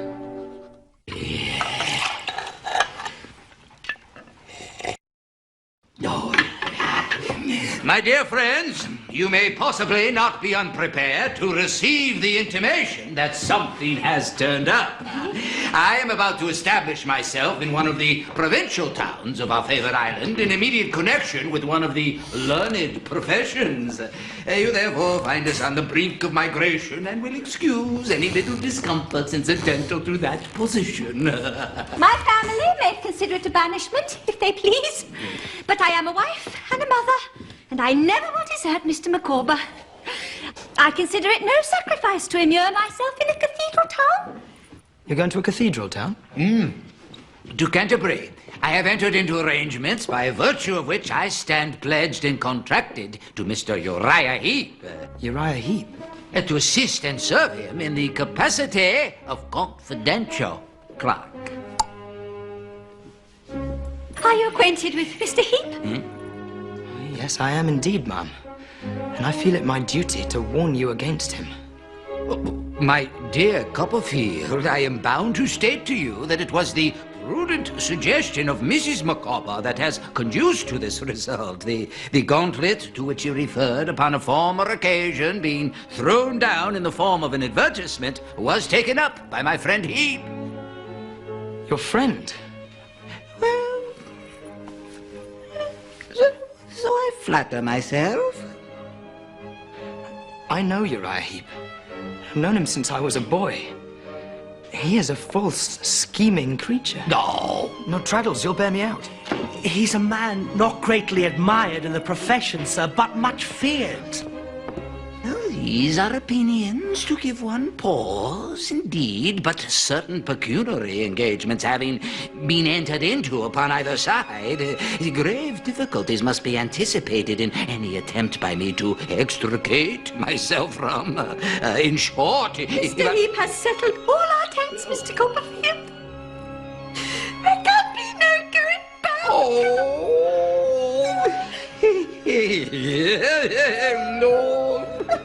Micawbers duly left for Canterbury. I heard regularly from Agnes, and though nothing in her letters gave me particular cause to feel anxiety for them, or her, I remained uneasy. Mr. Copperfield, would you step in here a moment?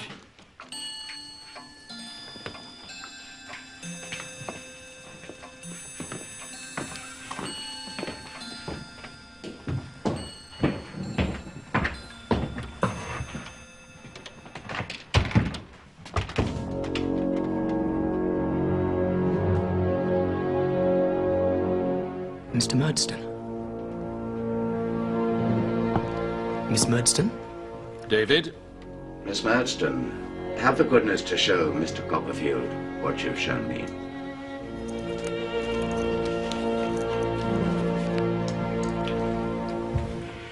I believe this is your handwriting, Mr. Copperfield. It is, sir. Thank you, Miss Murdstone. We won't detain you further. What? But my brother and I have come here today in spite of the fact that he lost his wife a month ago and is in mourning, as you can see. Jane Murdstone, enough. My private grief is not at issue here.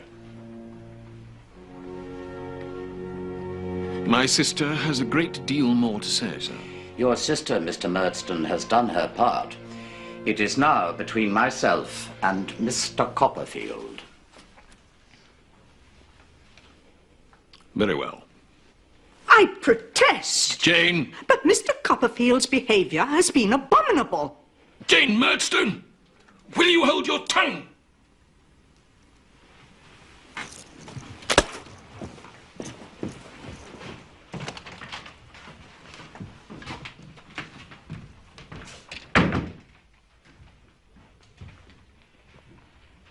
Well, Mr. Copperfield, have you anything to say?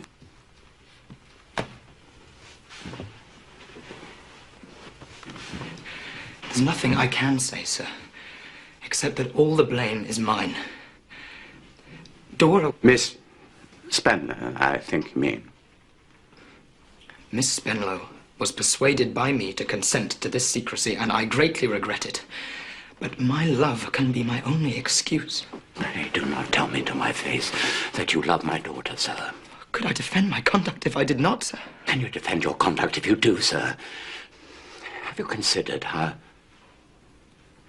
young my daughter is, how young you are, what your prospects are, how many years it must be before you make a penny out of the law? There's my book, sir. Book? I've written a book. It's with a publisher. I may get a good price for it.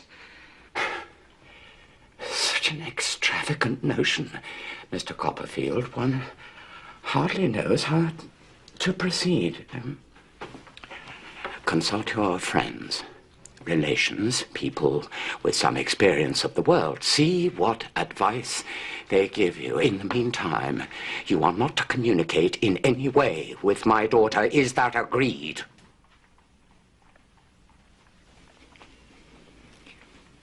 Yes, sir. On your honor. As a gentleman. On my honor as a gentleman.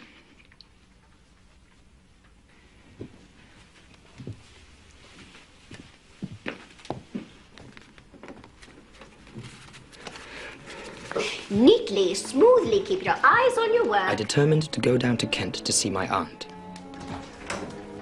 Imagine my astonishment, then, to find that very person waiting for me in my rooms. My dear aunt. What an unexpected pleasure. Trot, how are you? Mr. Dick, how do you do, sir? How do you do, sir? Aunt, wouldn't you be more comfortable on the sofa? No, I prefer to sit upon my property. As you wish. Well, Trot, have you got to be firm and self-reliant? I hope so. What do you think? I think so. Oh, then why, my love, do you think? Betsy Trotwood prefers to sit upon this property of hers? I don't know. Because it's all she's got. Because she's ruined. Ruined? Betsy Trotwood had a certain property. Against the advice of her man of business, I allude to Mr. Whitfield. She invested in a gold mining venture and lost. Then she invested in a banking venture and lost again. Finally, she invested in a shipping venture and was sunk and sent straight to the bottom. I have considered the position, Copperfield. I have even discussed the matter with, Mr. Jorkins. Prima facie, I can see no grounds, legal grounds, that is, to cancel the agreement your aunt signed or to return to her the money she paid. Of course, if it was left to me alone, but, you know, Mr. Jorkins. Spenlow, I'll return later. You won't mind if I put my case directly to Mr. Jorkins, sir? By all means. But please excuse me. I have an appointment at the Lord Chancellor's office. I must be going. I'm sorry to say I can't advance your object, Copperfield. And I, too, have an appointment at the bank. Sir, my aunt can no longer give me an allowance. If I'm obliged to continue working here with no salary, how am I to live? I see your difficulty, Copperfield, indeed I do. But if Mr. Spenlow objects... Personally, he does not object, sir. Personally? Personally? Oh, but I assure you, there is an objection. It's hopeless, I'm afraid. And now I really have got an appointment at the bank. Well, if they won't, they won't. There's nothing to be done about it. Therefore, let us look the case of Betsy Trotwood in the face and see how it stands. Mr. Dick! Mr. Dick has his 100 a year, thank God. I have a little ready money in the cottage, that's all. The cottage must be let, Aunt. Oh. But there is a small room upstairs I could take for Mr. Dick. Yes? And you could have my bedroom. No. I'll take the sofa. As to money, well, there's my book. If I can only get a good price for that, I can be free of Doctor's Commons and marry Dora into the bargain. Trot! Oh, Trot! Quiet down! Trot! You fancy yourself in love. I adore her with my whole soul. Dora Spenlow? She's very fascinating, I suppose. My dear Aunt, nobody can form the least idea of what she is. Not silly. Silly? Not light-headed. Light-headed? Well, I only ask. In any case, we must meet reverses boldly and not suffer them to frighten us. We must learn to act the play out. We must live misfortune down, Trot. I went down to Kent, quickly concluded the business at the cottage, then went to Mr. Whitfield's house, where I was to dine with him and Agnes.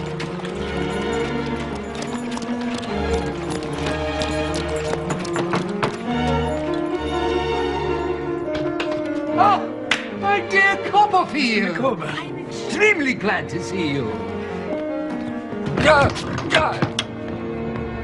How do you find the law, Mr. Micawber? Does it suit you? To a man possessed of the higher imaginative powers, it is limiting. In professional correspondence, the mind is not at liberty to soar to any very exalted form of expression. Mrs. Micawber's well, I hope. Oh, very well, thank God, and would be delighted to receive you under her own roof. Pending an elevation to more ambitious domiciliary accommodation, we occupy the humble abode that formerly gave shelter to my employer Heep and his mother. What? Well, where's Uriah living? Here. And his mother? In this house? Trotwood. The sight of her instantly put Uriah Heep and all his works out of my mind. I could not think of her troubles, only of mine. I think I shall go mad, Agnes. I love her to distraction. I can't eat or sleep for love of her. And her father won't let me see her. I can't write to her. If there was one gleam of hope, but there's none. My whole soul is being crushed under the burden of this. I want to kill myself. Or throw all to perdition and carry her away, elope with her. Please don't speak of such things. You torture me. Torture you? Well, what do you mean? Agnes? What is it? What mustn't I talk of? Dearest sister. Please. Tell me.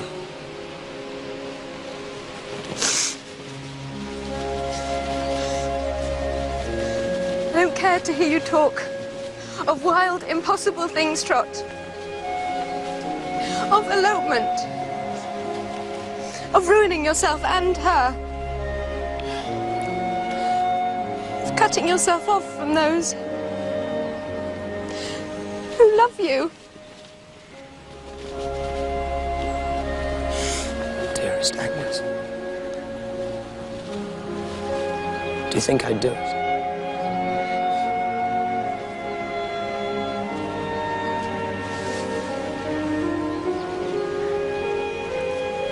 I don't know, Trot.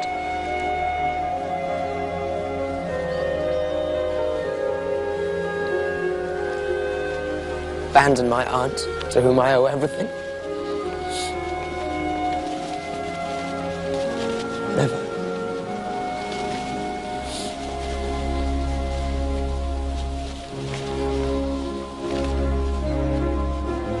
And yet, sometimes at dead of night, when I cannot sleep, I seem to hear a demon voice whisper, "If only you had the courage."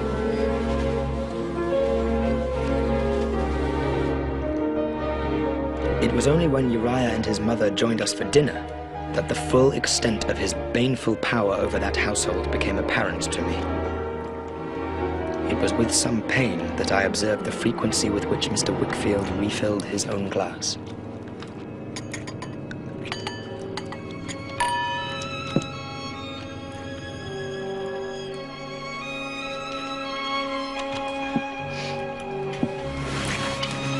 Shall we withdraw, Mum?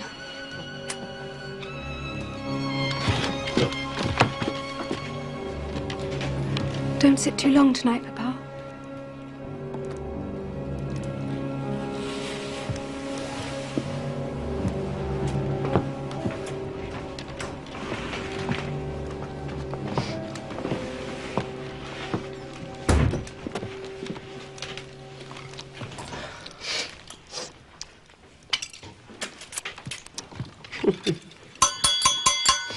You know, we seldom see our present visitor, and I should propose to give him welcome in a glass. Mr. Copperfield, your health and happiness. Oh, come, fellow partner, I'll give you another one. To Agnes Wickfield.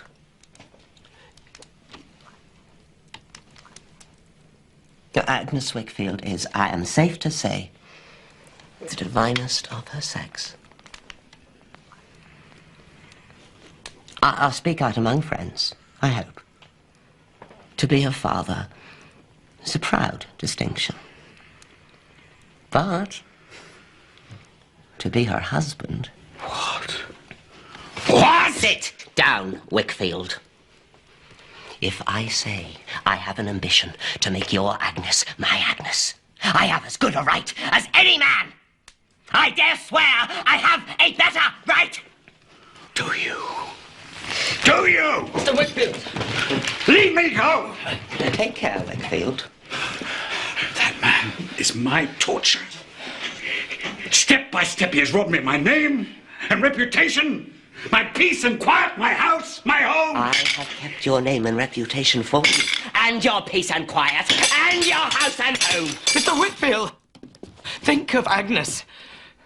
Think of your daughter. What's happened, I heard?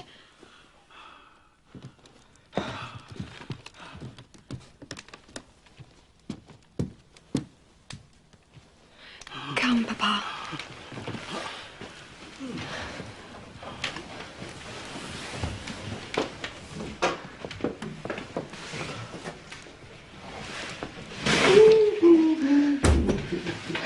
No, we'll make it all smooth tomorrow. Mr. Wickfield understands his interests. And he's not in liquor.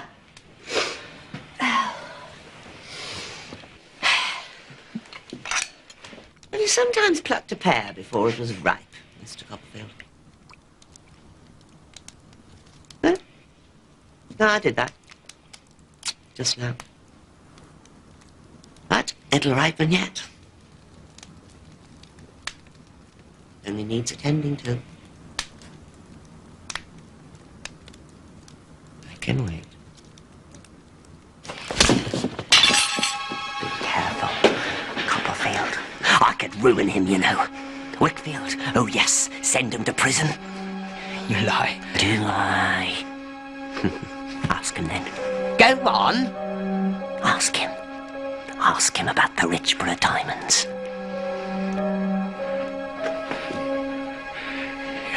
Abominable.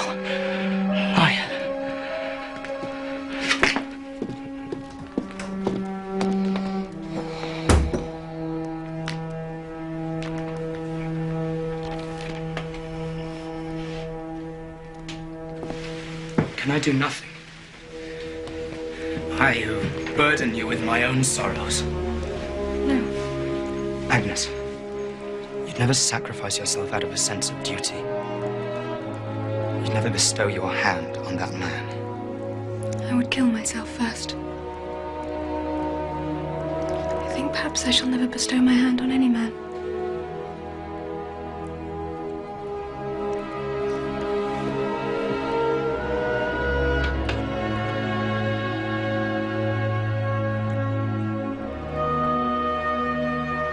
It was then, at that moment, that I knew, if only dimly, what my true feeling for her was. I said nothing. What could I say? In any case, the hand of fate was about to reach out.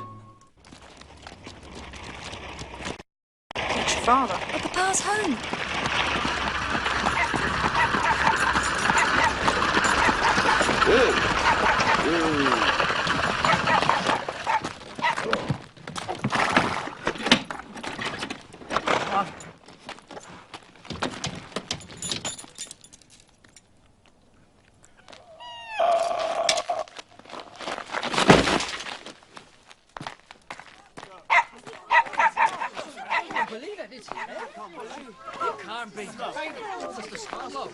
Dead.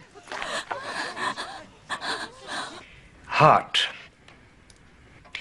These are the articles you signed with Mr. Spenlow. Now that he is dead, Mr. Jorkins? Precisely, yes. Now that he is what you mentioned. The articles cease and determine. So also does your employment here. In ordinary circumstances, your aunt would be entitled to have part of the money she laid down reimbursed by the estate of the... Of the deceased, Mr. Jorkins? Precisely, yes. By the... what you mentioned. But alas, the circumstances are not ordinary, very, very far from ordinary. There is no money.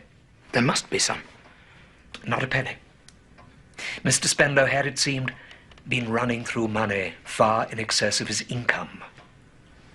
The house? Rented. The carriage? Hired. But then what is to become of Miss Spenlow?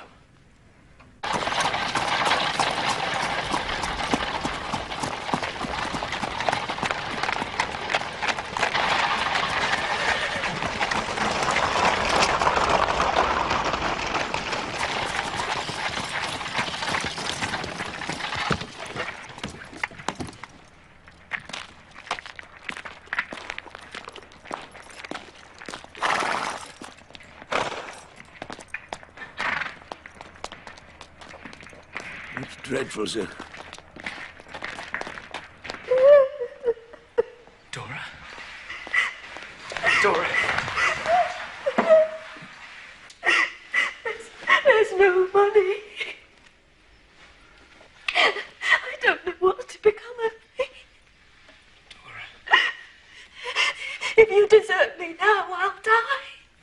I know I'll die.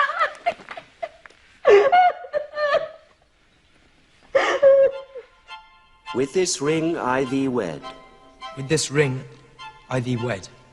With my body I thee worship. With my body I thee worship. And with all my worldly goods I thee endow. And with all my worldly goods I thee endow. In the name of the Father, and the Son, and the Holy Ghost. Amen. In the name of the Father, the Son, and the Holy Ghost. Amen.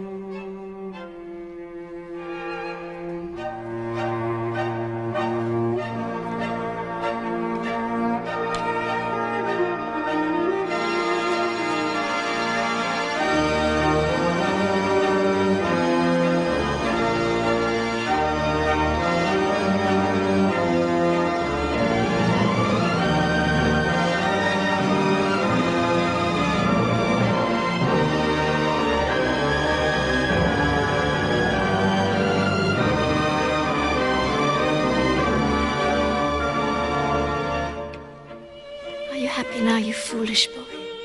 Very, very, very happy.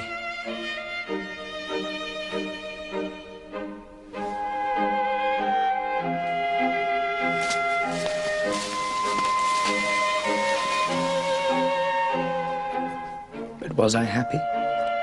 I sold my book. The price was not great, but sufficient. Dora and I took a cottage on the northern height of London, while my aunt and Mr. Dick stayed on in my old lodgings. We had a slattern of a servant called Mary Ann, whose written recommendation proved to be a greater work of fiction than I would ever dare attempt. Her expenditure was quite phenomenal, but we never had anything in the house. They won't come right. Horrid bills. Horrid numbers. They won't do anything I want. They make my head ache, sir. You do nothing to help you, nasty husband.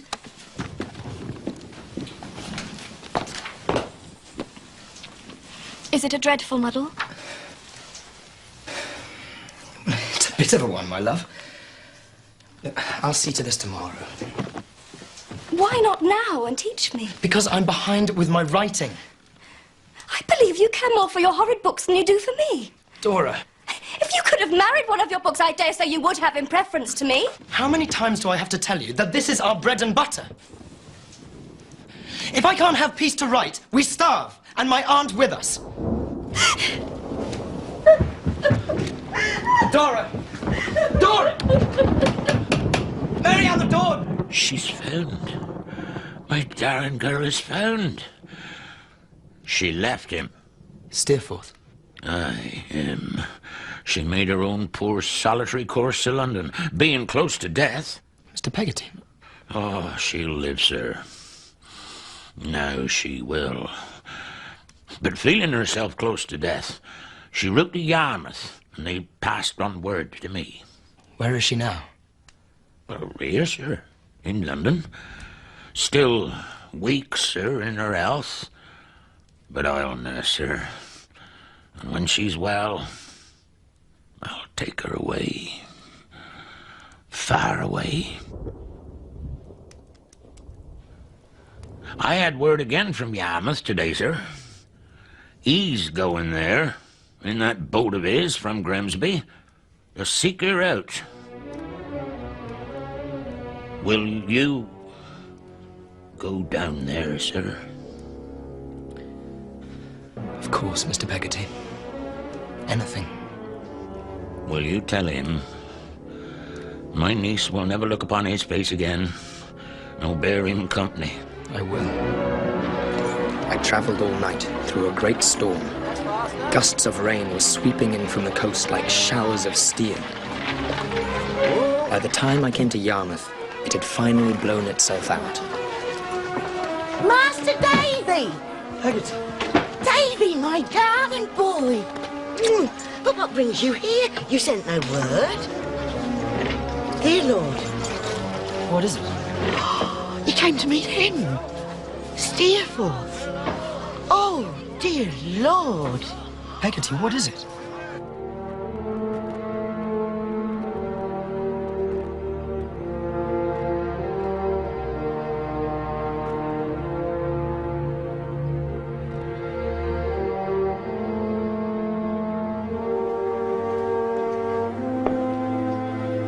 His boat foundered in the storm, close to shore.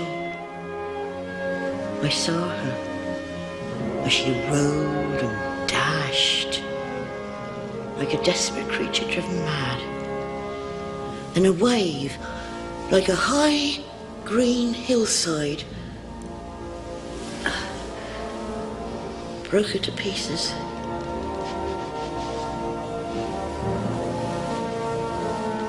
He lay as if asleep, as I had often seen him lie at school.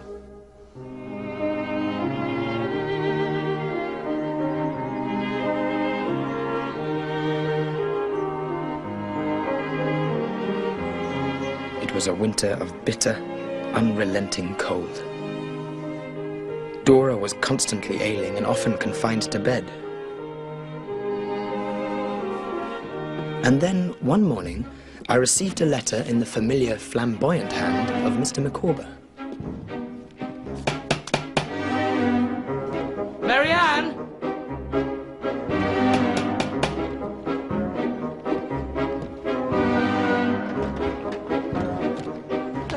My dear Aunt, Traddles! Oh, he's had the same. Oh! Come in, come in.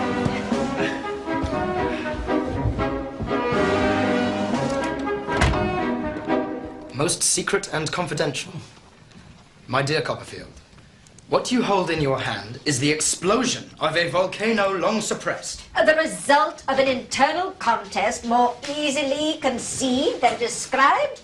But now the struggle is over. I will put my hand in no man's hand. Until I have blown to fragments a detestable serpent. Uriah Heep! Mr. Micawber summons us to Canterbury. And we're going.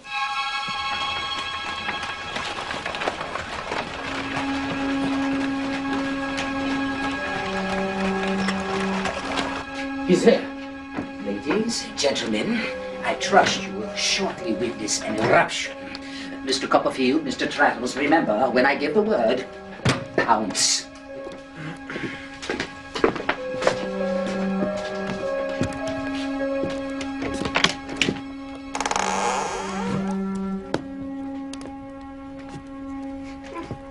Well, here is an unexpected pleasure to see so many old friends.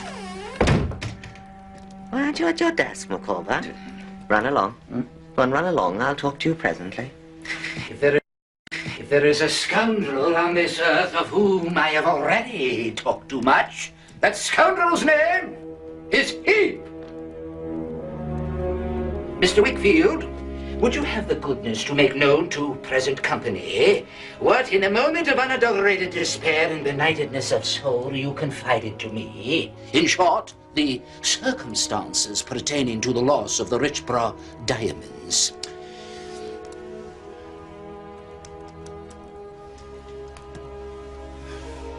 These valuable jewels were entrusted to me by a client, Sir George Richborough. At his direction, I took them to London to be sold. In London, I mislaid them. No. You were drunk, Mr. Wickfield. And you lost them. Or they were stolen from you. Stolen? Present company will oblige me by retaining that word. Like a fool, instead of going to my client and placing the facts honestly before him, I attempted to cover up the loss. I had to borrow the money to pay Sir George. Papa, enough. No, I must go on. Then sit, I beg you. Give me your hand. The interest on the loan was crippling. I soon became mired in debt. In the end, to maintain secrecy, I was mad enough to borrow the money from my own clerk, Uriah Heep. Ever since I had been in his power. Dearest Papa, enough.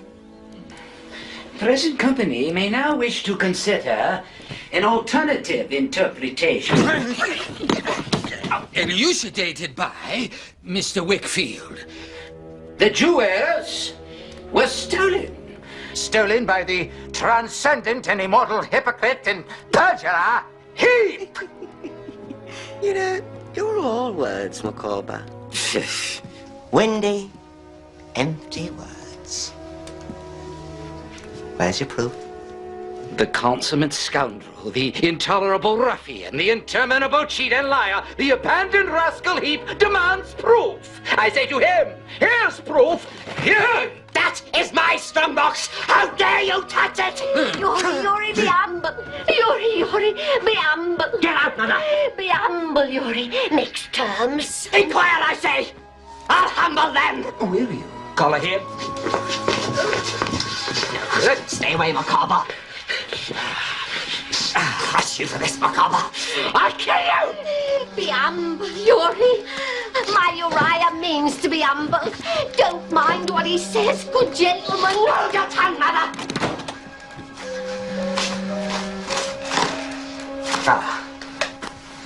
Oh! The Richborough diamonds. How did you know, Micawber? How did you know they was there?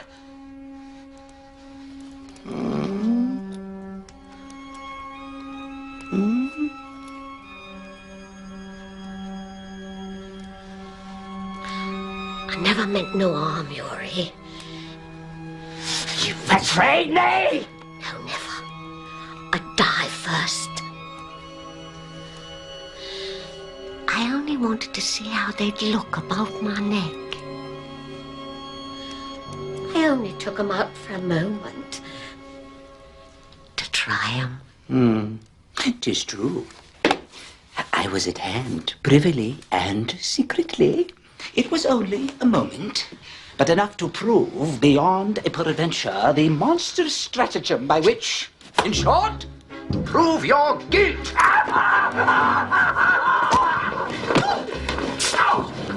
My lord!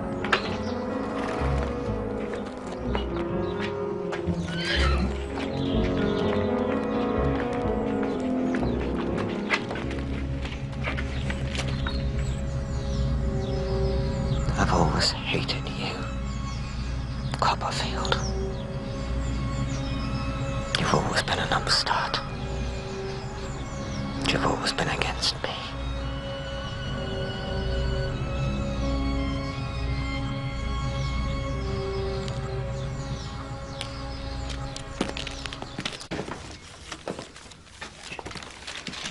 It's all here. Every penny he embezzled and stole. He hoarded it all. My property, Trot. I've got it back. But Aunt, I thought you said you'd lost it. It was all invested here with Mr. Wickfield. I thought 'twas he that made off with it. That's why I kept silent. That's why I made up that story. It was noble of you, Mum. You saved his reputation. Which is the same as saying that you've saved his life. Is he sleeping? How can I ever thank you?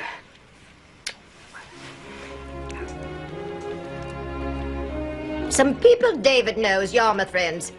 They're going out to Australia shortly. Australia? Australia? You could go on the same ship. What do you think of that idea? Capital, ma'am. But there's the rub, Mom. Capital. We have none. But your husband has done a great service, Mrs. Micawber. If you lack money, I'll furnish it. I could not receive it as a gift, ma'am. Mr. Micawber's pride would not permit it. If, however, a sufficient sum could be advanced, say at 5% interest per annum upon my personal liability, say my notes of hand at 12, 18, and 24 months respectively, to allow time for something to turn up. Here. I have a strong conviction that Australia will prove to be the legitimate sphere of action for me and mine. In short, that something of an extraordinary nature will turn up upon that wild and distant shore.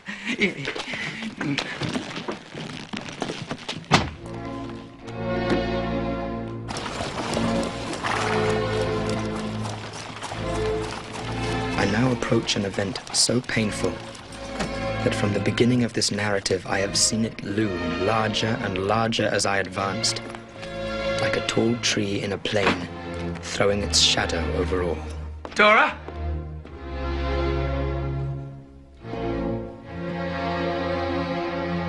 It was the servant, Mary Ann, who had robbed us and then run off, leaving Dora alone in a state of terror and distress.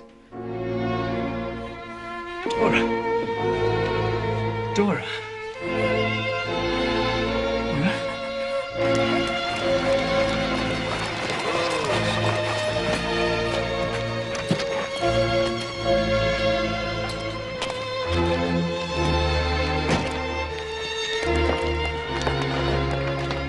I'll come back first thing in the morning. But if there's any change, send round for me immediately. Dear Aunt.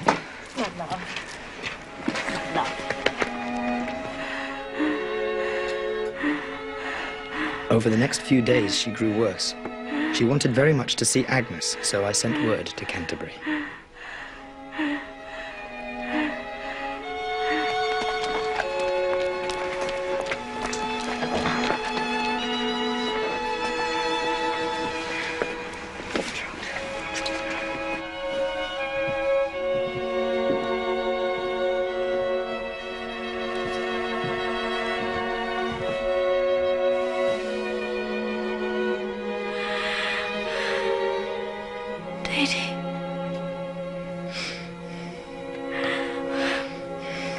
I want to say something. I've often thought of saying lately, you are mine.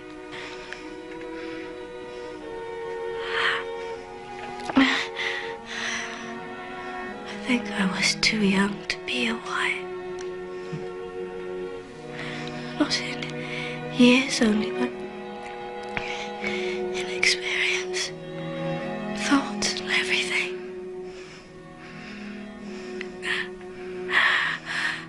I was such a silly little creature. Not fit to be a wife. As fit as I to be a husband. It's much better this way. In the end, I would have wearied you and disappointed you. What are you saying? I want to see Agnes. Will you send her up to me? I want to see her quite alone.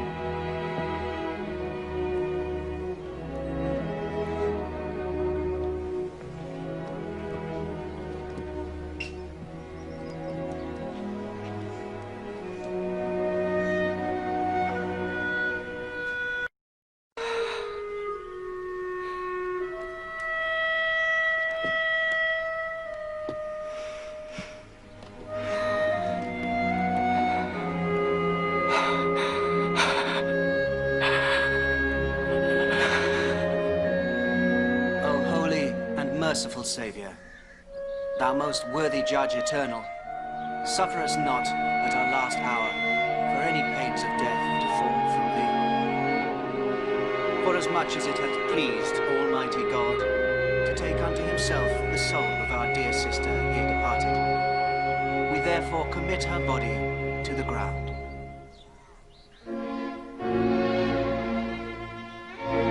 Earth to earth, ashes to ashes, dust to dust.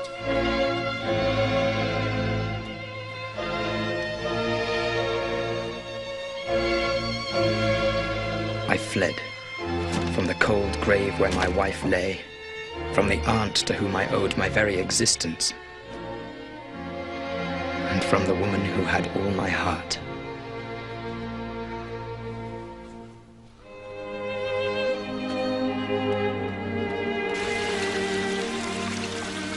For 3 years I wandered through Europe, until finally I settled in Switzerland. I wrote more books. My fame and reputation grew, but I had no thought of ending the exile I had chosen, until one day, the nightmare of my past rose up again.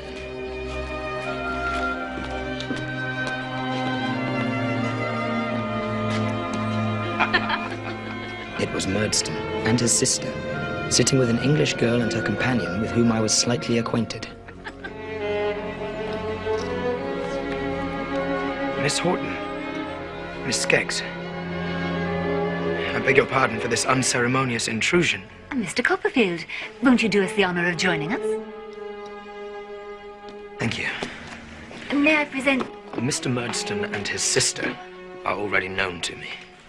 Mere distant acquaintances. We can agree on that, can we not, Mr. Copperfield? No, ma'am, we cannot. Not again. Never again. Mr. Murdstone is my stepfather. He charmed my mother into marriage. He wanted her fortune, small though it was. Have a care, sir. That is what he is, this fellow. A calculating, cold-blooded fortune hunter, without honor, scruple, or mercy. Be silent! I have been silent too long. I will be silent no more. Edward, come away. Hold your tongue. He bullied and harried my poor, weak mother into her grave. Yes, she was weak. But it was not I who preyed upon her weakness. It was her own son, who drained her of the strength that she needed with his wild behavior and importunate demands. You killed her as deliberately and as pitilessly as if you had thrust a knife into her heart. Repeat that in England, sir. Repeat that in a place where you cannot evade the laws of slander. I'll do better than that. I'll write it. I have a certain fame. I'll use it. I'll make sure that you are yet more widely known than I am. Universally known as the black-hearted thief and murderer that you are.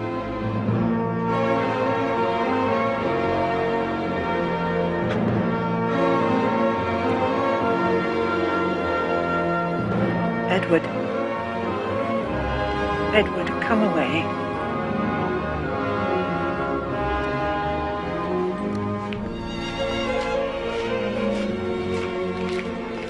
Before another hour had passed, I was at my desk composing this present narrative. As I finished each page, no, each sentence, each word, the black night of my boyhood melted away until I stood at last in the light, a man. End it I could not. For the ending, whatever it should be, happy or sad, lay not in Switzerland, but in England. Master Davy! Oh! Come on! Oh.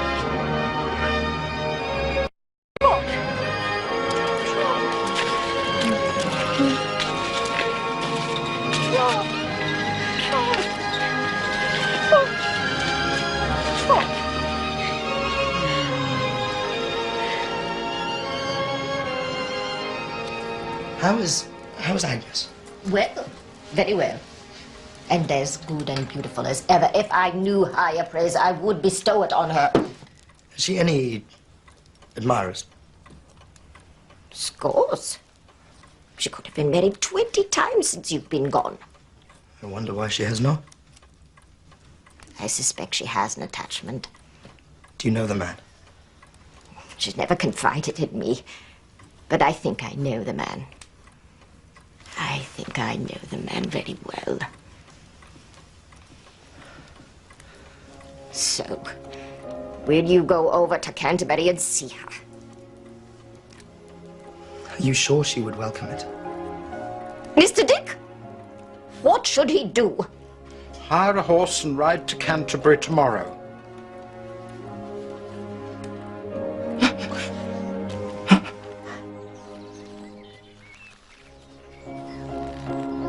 Agnes. Oh, Trotwood, is it you? Is it really you? It is. How well you look. And you. Are you... Agnes. I went away. I know why you went away. Do you? Yes. I believe you know everything about me. Not everything, perhaps. I went away. I went away loving you. I stayed away loving you. And now I return, loving you. Did you know that?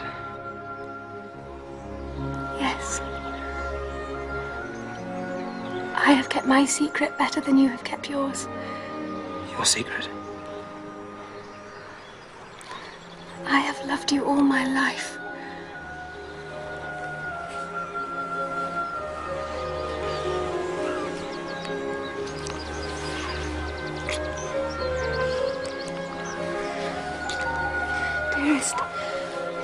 Dearest Trot, there is one more thing I have to tell you. The day she died, Dora sent you for me. I was with her at the end. She made a last request to me. That one day I would take her place by your side.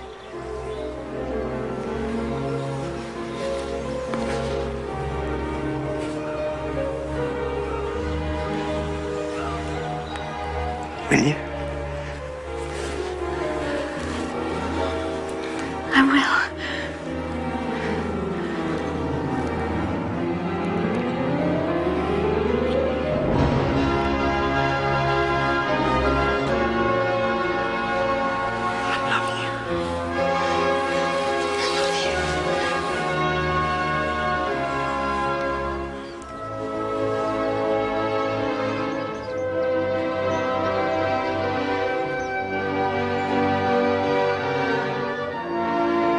Here I close this narrative, here with Agnes at my side. Agnes, Agnes, Agnes, may you so be near me when I close my life, when realities are melting from me like the shadows of this story. May I find you near me still.